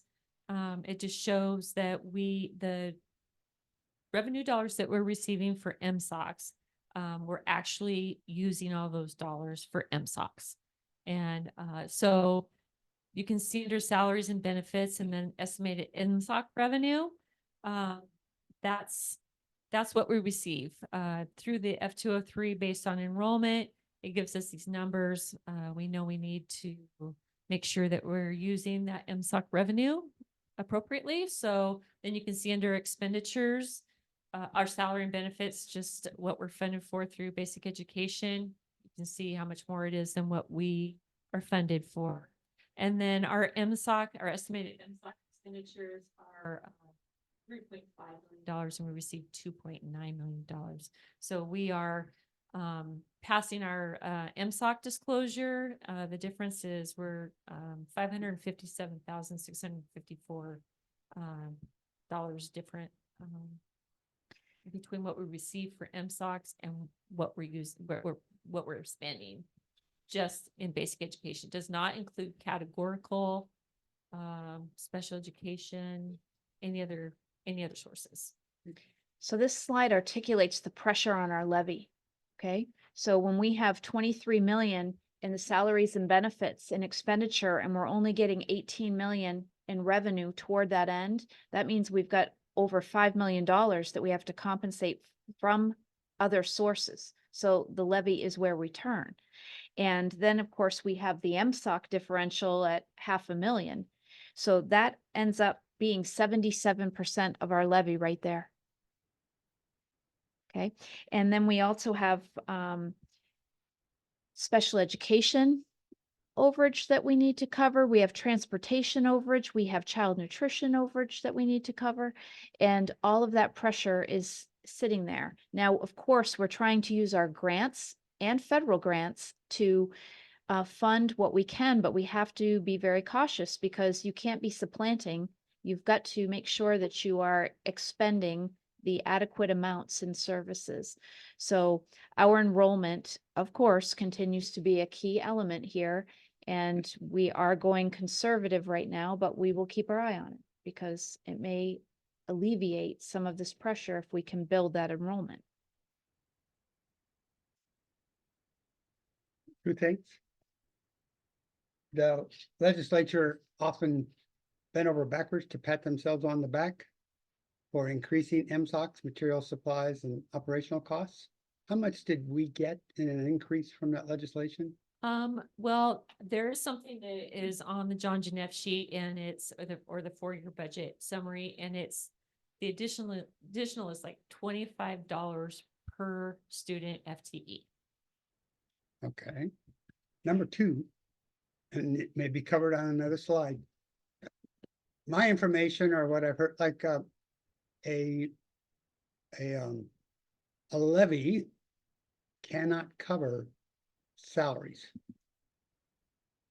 unless there's some kind of enhancement, in duties where the staff is working more, taking on more responsibility.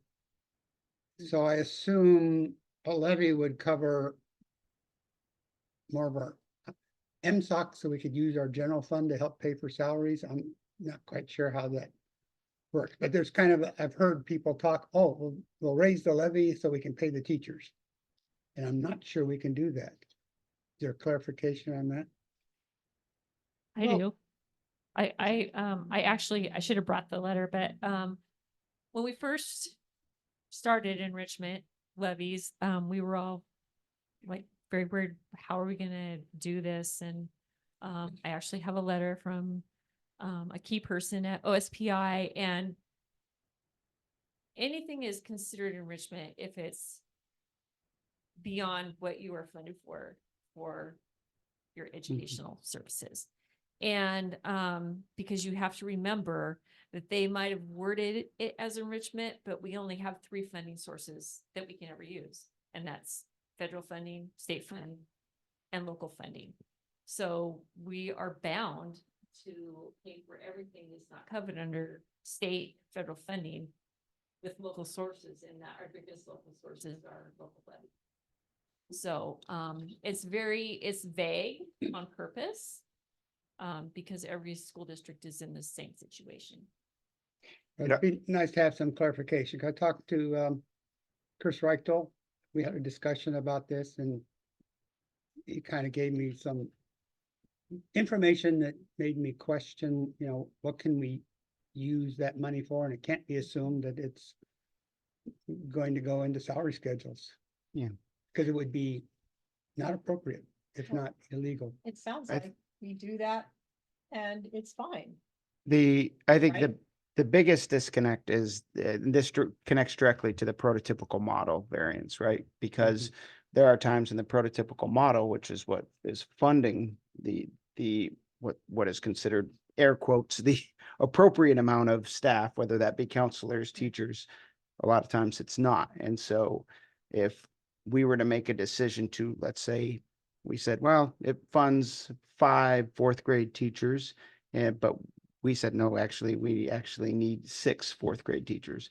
In that case, it's funded by the EP&O levy. And in that case, it absolutely would go towards salaries because the state doesn't provide salaries for 5 or 6 or whatever it is. That's right. And yeah. it would be considered enrichment because you're providing additional services. to So your we added students. a teacher Yeah. to the program, Right. Mhm. as Yep. opposed to raising the salaries of those 4 teachers. Right. That's correct. I mean, I think we'd have to be careful. I mean, I'm all for, you know, finding as much money as we can and spending it. Yeah. Except for the reserve fund. We may And- not, we may, we may not have added, we may have always maintained that above the prototypical model for the past, who knows, like 5 years, however long the prototypical Well- model's been there, so. Sounds to me like we need to do that very carefully, and just because we've done it, it still may not be legal. Cause I know there I are mean, I people, don't think you need to be saying that what we're doing isn't legal, Larry. I'm sure that what we're doing is legal. And I'm sure that these guys have been very careful about making sure that, I mean, you've got more than $5 million discrepancy between what we receive and what we spend. And that money is coming from the levy. That's it. So, I mean, I don't know what Chris Reichdahl told you, but I mean, I think that we need to be very careful about making those kinds of comments when I am absolutely confident that Darlene and Regan are meticulous about making sure that money that we are spending is being spent appropriately from the appropriate sources. Yeah, and I would add that we just went through a budget audit and went And very well. There was no recommendation, so I would think that we were in compliance. Right. well, the question was, people talk about, well, we just the levy, and then we can raise teacher salaries, and that's not totally accurate But we can pay for teachers. for extra Yes, teachers, we for can. enhancement, yes. I would also just chime in here that the landscape in Washington State right now for school financial well-being is being stretched to the limit. And I've spoken to other school districts that are stressed like ours is, and we're trying to find the mechanisms to keep our staff afloat and also keep some different aspects for students. Keep the enrichment alive. We've done that here. So I would say to you that our levy, I feel, is being used to make sure those things still exist And we've prioritized looking at that enrichment to the degree we can.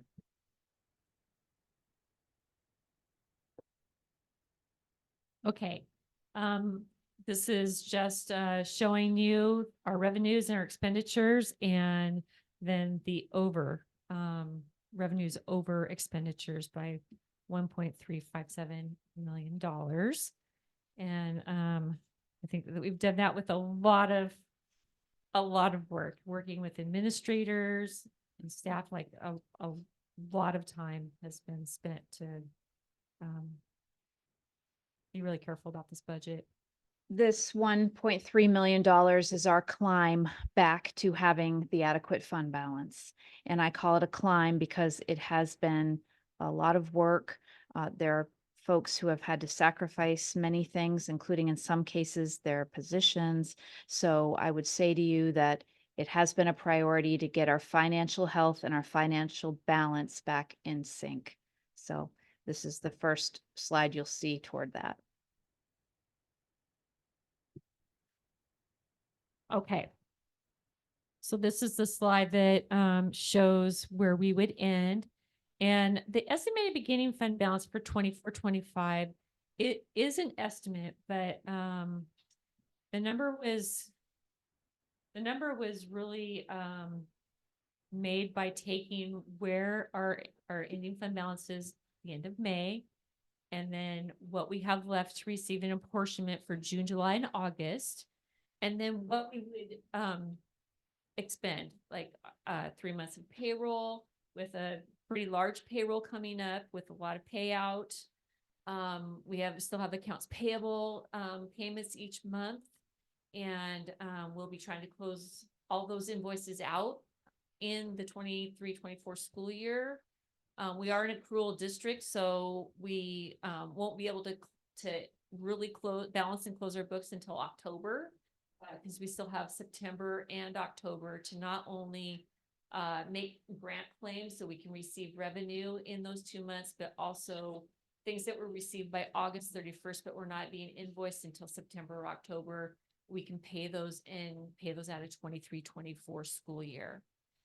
So that was my estimated beginning fund balance for 24-25 after all of that.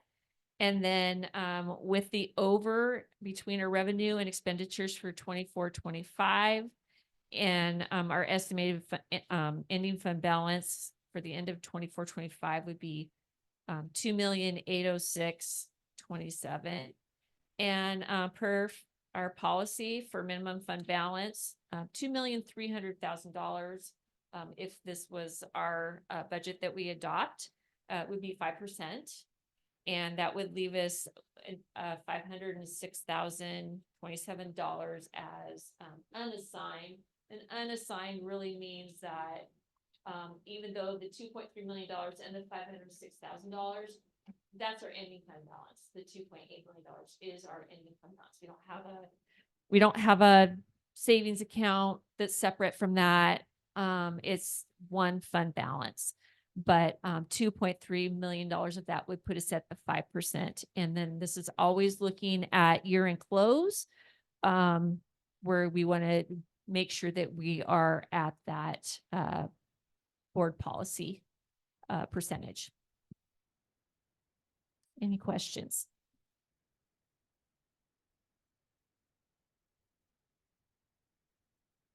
Okay. I'm just going to move on to the other four funds. ASB, same thing, estimated beginning fund balance. Their budgeted revenues, I do have those. Those are actual budgeted revenues that have come from both the middle school and the high school. They have to get together and meet and decide what their fundraisers are going to be, how they're going to spend their funds, and that's where these numbers have come from. So their ending fund balance at the end of 24-25 would be $364,019. Doesn't mean that it couldn't be bigger, because they can get permission to do extra fundraisers and things like that. Debt service fund, estimated beginning fund balance, $77,066. The revenues in this case are just interest payments each month through the treasurer. And so estimated end fund balance is $81,026. Capital Projects Fund. Not sure what the estimated beginning fund balance is going to be yet on that, because what we'll do is we'll start asking for all of the invoices and start really planning on what projects will be completed by August 31st that we can be invoiced for. And so this is just an estimate of where we would start, hopefully paying for a lot of things that are happening right now that we would be invoiced for. And then our revenues are our capital projects levy revenues, a little bit of interest and the like, and then our expenditures. And the way that is best to do capital projects and transportation vehicle fund is that whatever revenues you have and sitting with your fund, your beginning fund balance, you want a budget to spend everything, even if you don't, because then you don't have to do a budget extension. This one, I'm still working on a little bit because we still have CTE grant money that we were awarded. And so we're waiting on paperwork, and then we could add the $4.99 million to this, and then we can add some expenditures to this to go along with that. So, but we don't have that yet. We're waiting from the capital projects office. They need us to go through some benchmarking because they are the facilitators of that potential award. So once we meet those criteria, then they will give us a grant award letter. So we're working with them on that. Okay. Transportation Vehicle Fund, estimated beginning fund balance, budgeted revenues are interest and the depreciation that comes each year in August. And then you budget to spend everything in Transportation Vehicle Fund, even when you don't. And so ending fund balance of $204. The next slide is really hard to read. And the reason it looks like this, and I had to quickly do it the last second, is that part of the budget resolution is a 4-year budget forecast. It's called F-195F. And so what it does is it takes all of the information that you put in for your 24-25 budget, and then it's got 3 more columns. And then what it wants you to do is project what your enrollment's going to be. And so the best way to do that is you roll up your students. But when you do that, you end up with some bigger classes, and then, some bigger enrollment, and then some much smaller enrollment, depending on the size of the class that might be coming up into high school. And so this 4-year projection actually has that, where it's got one's kind of steady, and then it takes a jump, and then it takes a dip. So, and then figuring out how much percentage you want to put on your revenues that you think you're going to receive, and how much expenditures are going to be, how much more utilities is going to be, what's our insurance going to look like for the year, all those things, what are salaries going to look like after negotiations. All those things are all the things that you have to think about when you're doing a projection. And there's, you just have to take your best just bucket of knowledge of what the increases or the expenditures might be as a percentage. So I just put what the beginning fund balance would be, and then each year, because then that means that's the ending fund balance that we start with that year. But you'll see the big report. It looks like this, and this is about 17 pages. And so you can see that there's the columns, all the columns, and then it just goes on and on and on and on.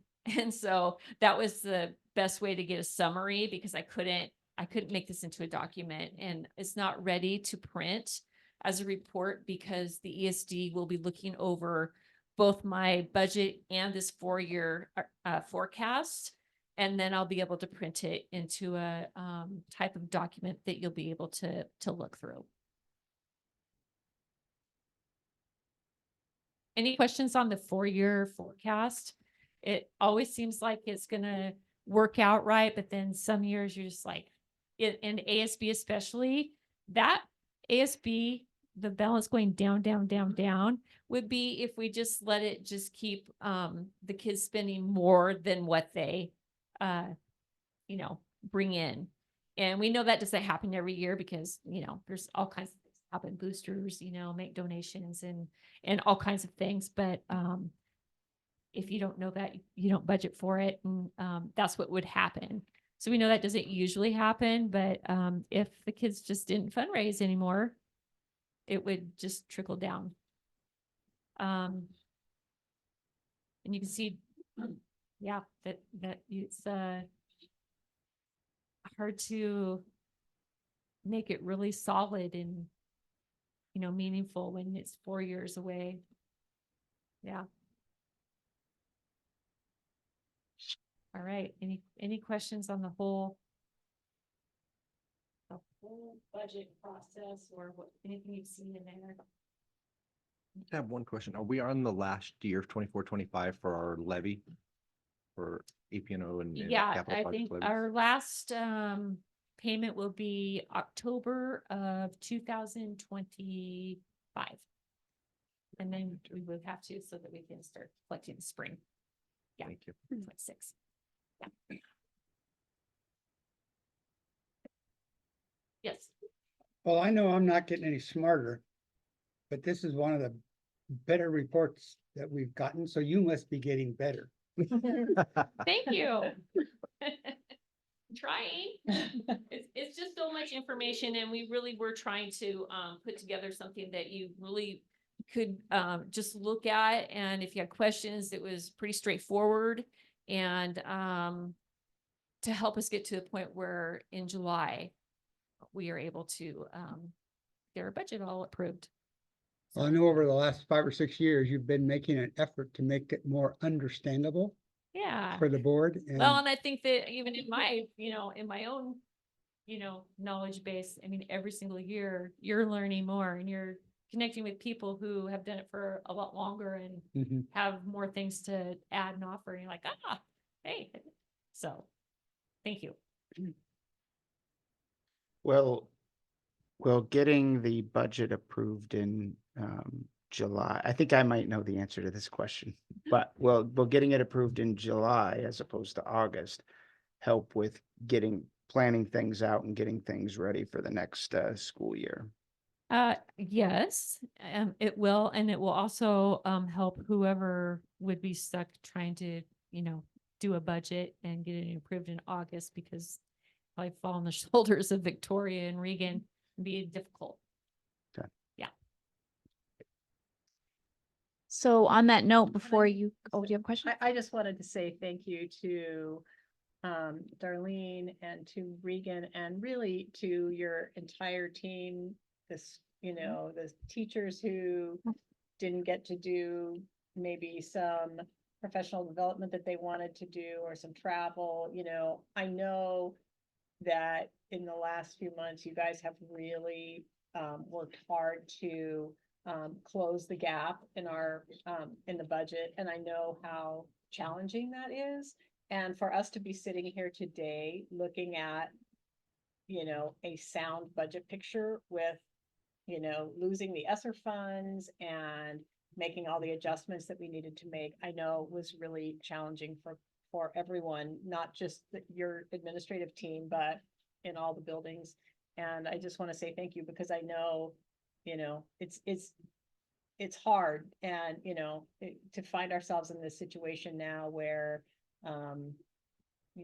going forward and, with all the uncertainties of who knows what's going to happen with enrollment and who knows what the legislature is going to continue to do and that kind of thing.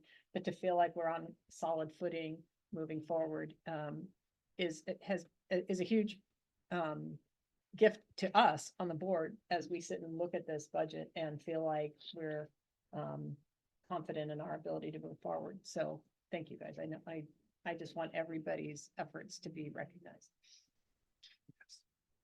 There's been input and hardship and sacrifice from every sector of our organization. And so it has been a challenging process, but we will be in a position with this budget where we can weather some things and still have stability. And that's what's critically important. So on that note, this is Darlene's final presentation to the board. And so we'd like to take a moment tonight to say thank you for your service to the board and for keeping them abreast of everything that does come and go and change with school finance. And we have a small token for you.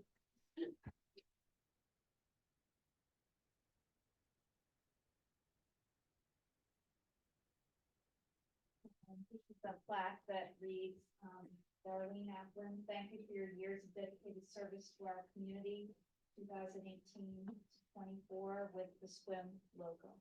And it's made at Swim High School.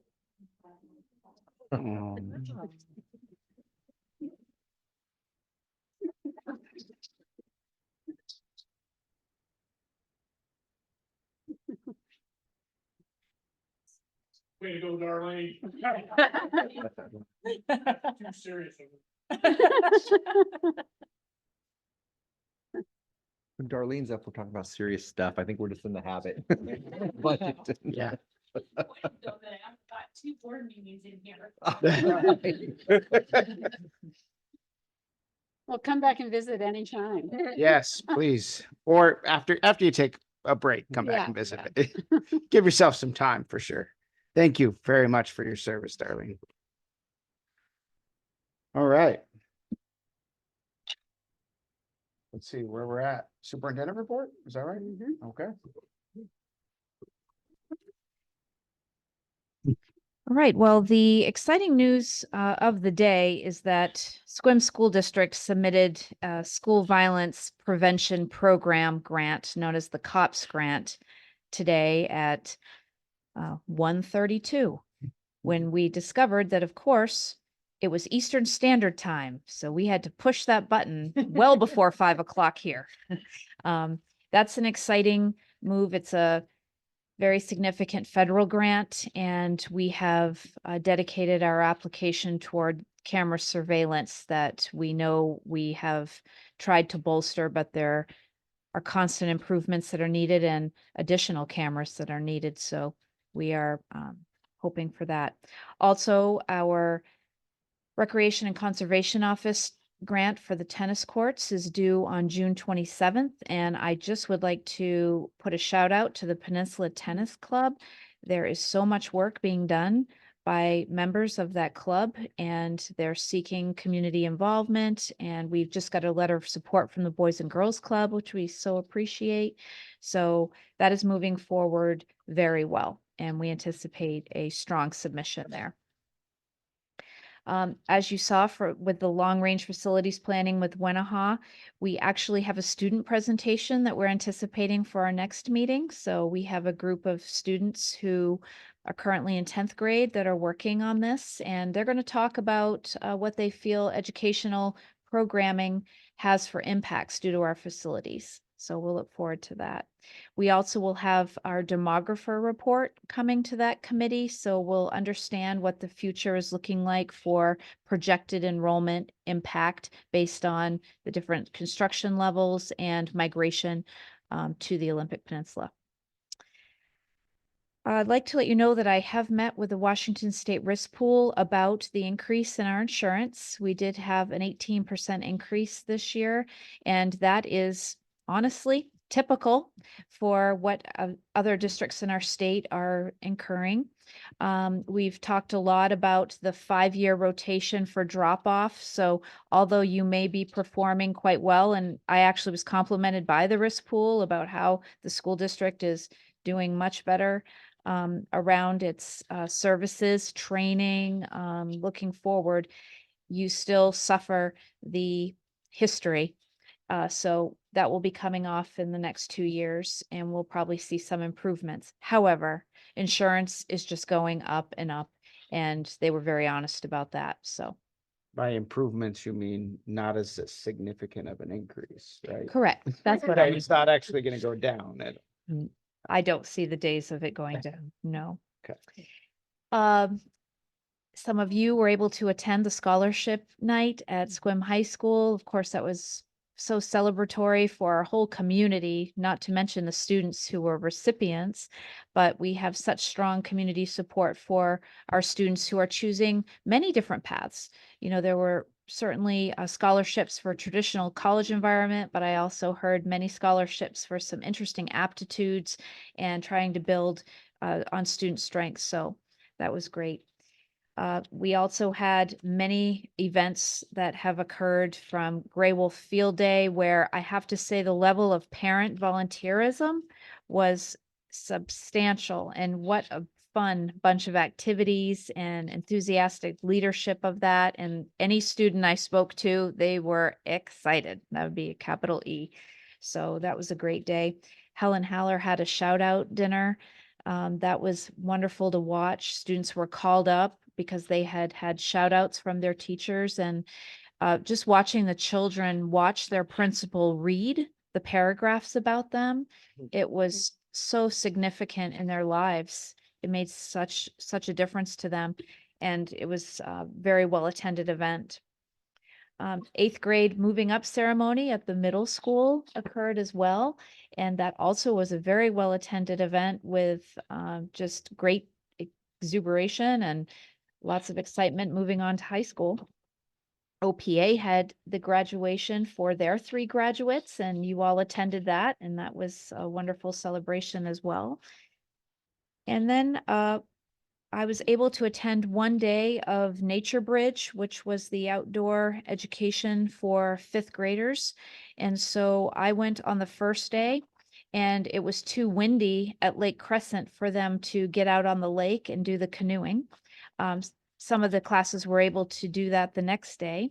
There was a lot of team building activities coming together around ecology, conservation, identification.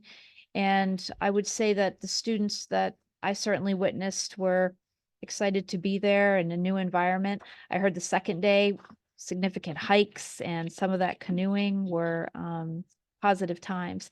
We also recognize that as we move into this environment, we're going to be giving feedback about what we think would work well for the grade level we're choosing to send. So we'll continue to work with them to try to get it to be as strong as of a learning environment as possible. But we really do appreciate that grant we received to make that happen. And the teaching team was very well organized and very participatory in it. And I would like to give a shout out to them for that effort.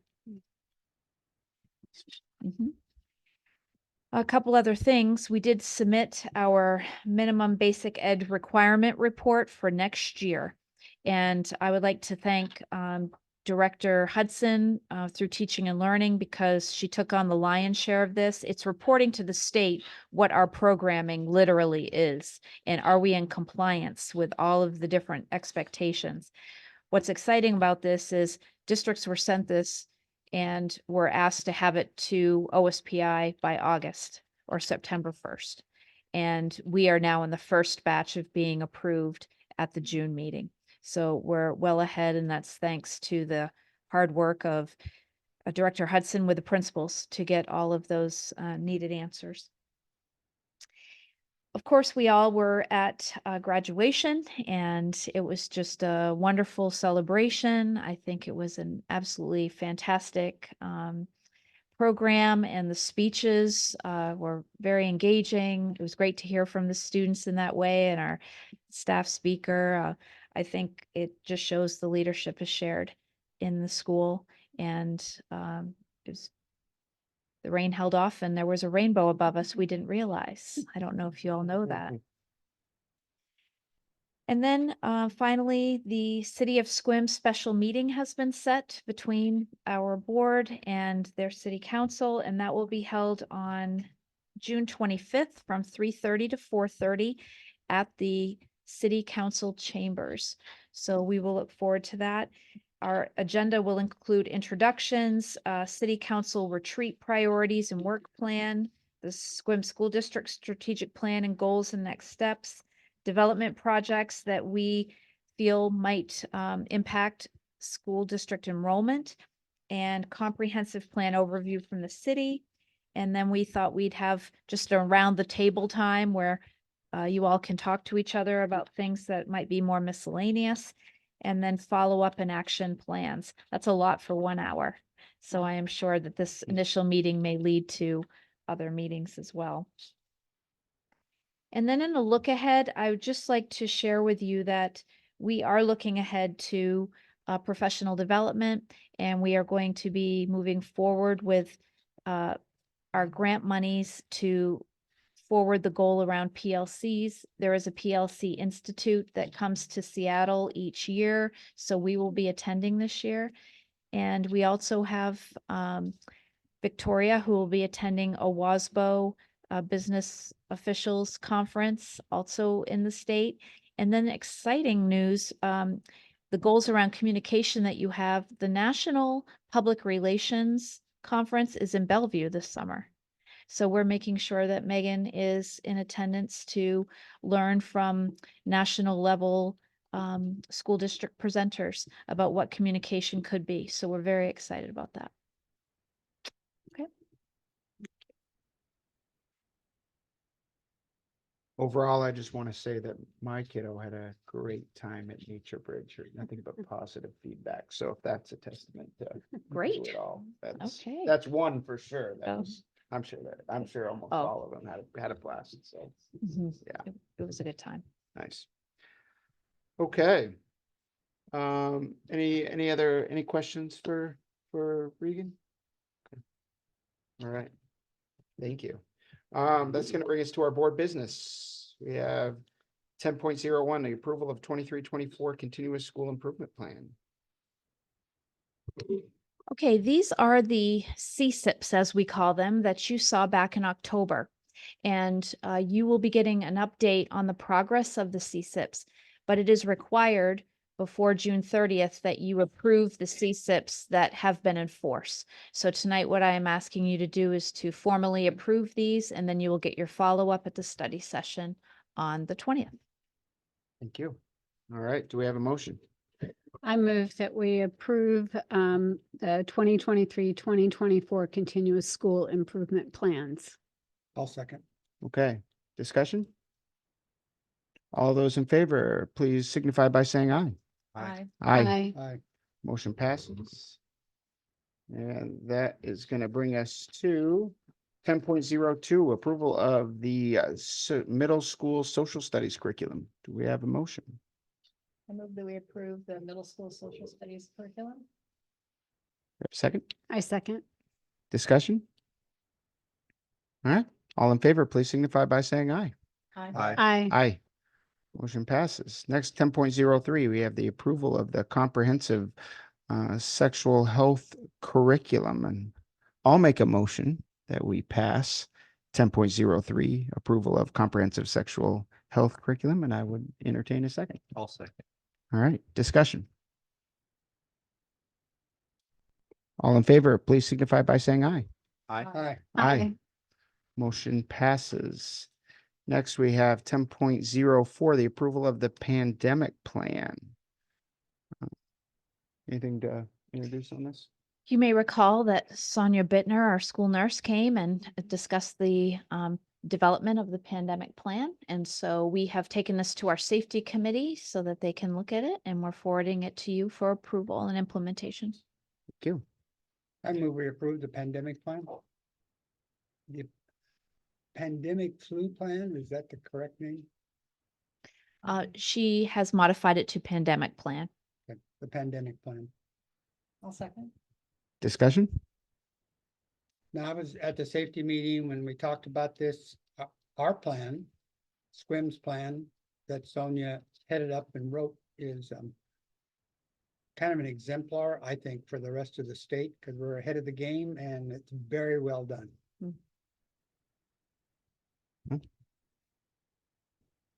Further discussion? All those in favor, please signify by saying aye. Aye. Aye. Aye. Motion passes unanimously. And 10.05 second reading and approval of policy and procedure 6970, naming facilities. Do we have a motion? I move that we approve the policy and procedure 6970 regarding naming facilities. I'll second. Thank you. And clarification, when I introduced the title, I did say procedure. Procedure is provided for review, not approval. So we're just approving the policy, not the procedure. Any discussion? All right. All those in favor, please signify by saying aye. Aye. Aye. Aye. Who was the second on that? I was. All right. That motion passes. And next we will be going into an executive session. And board will recess into executive session for approximately 40 minutes to review the performance of a public employee. And we do have an agenda item that we added to the, potential action item that we added to that will potentially be considered after executive session. So that we will go into recess.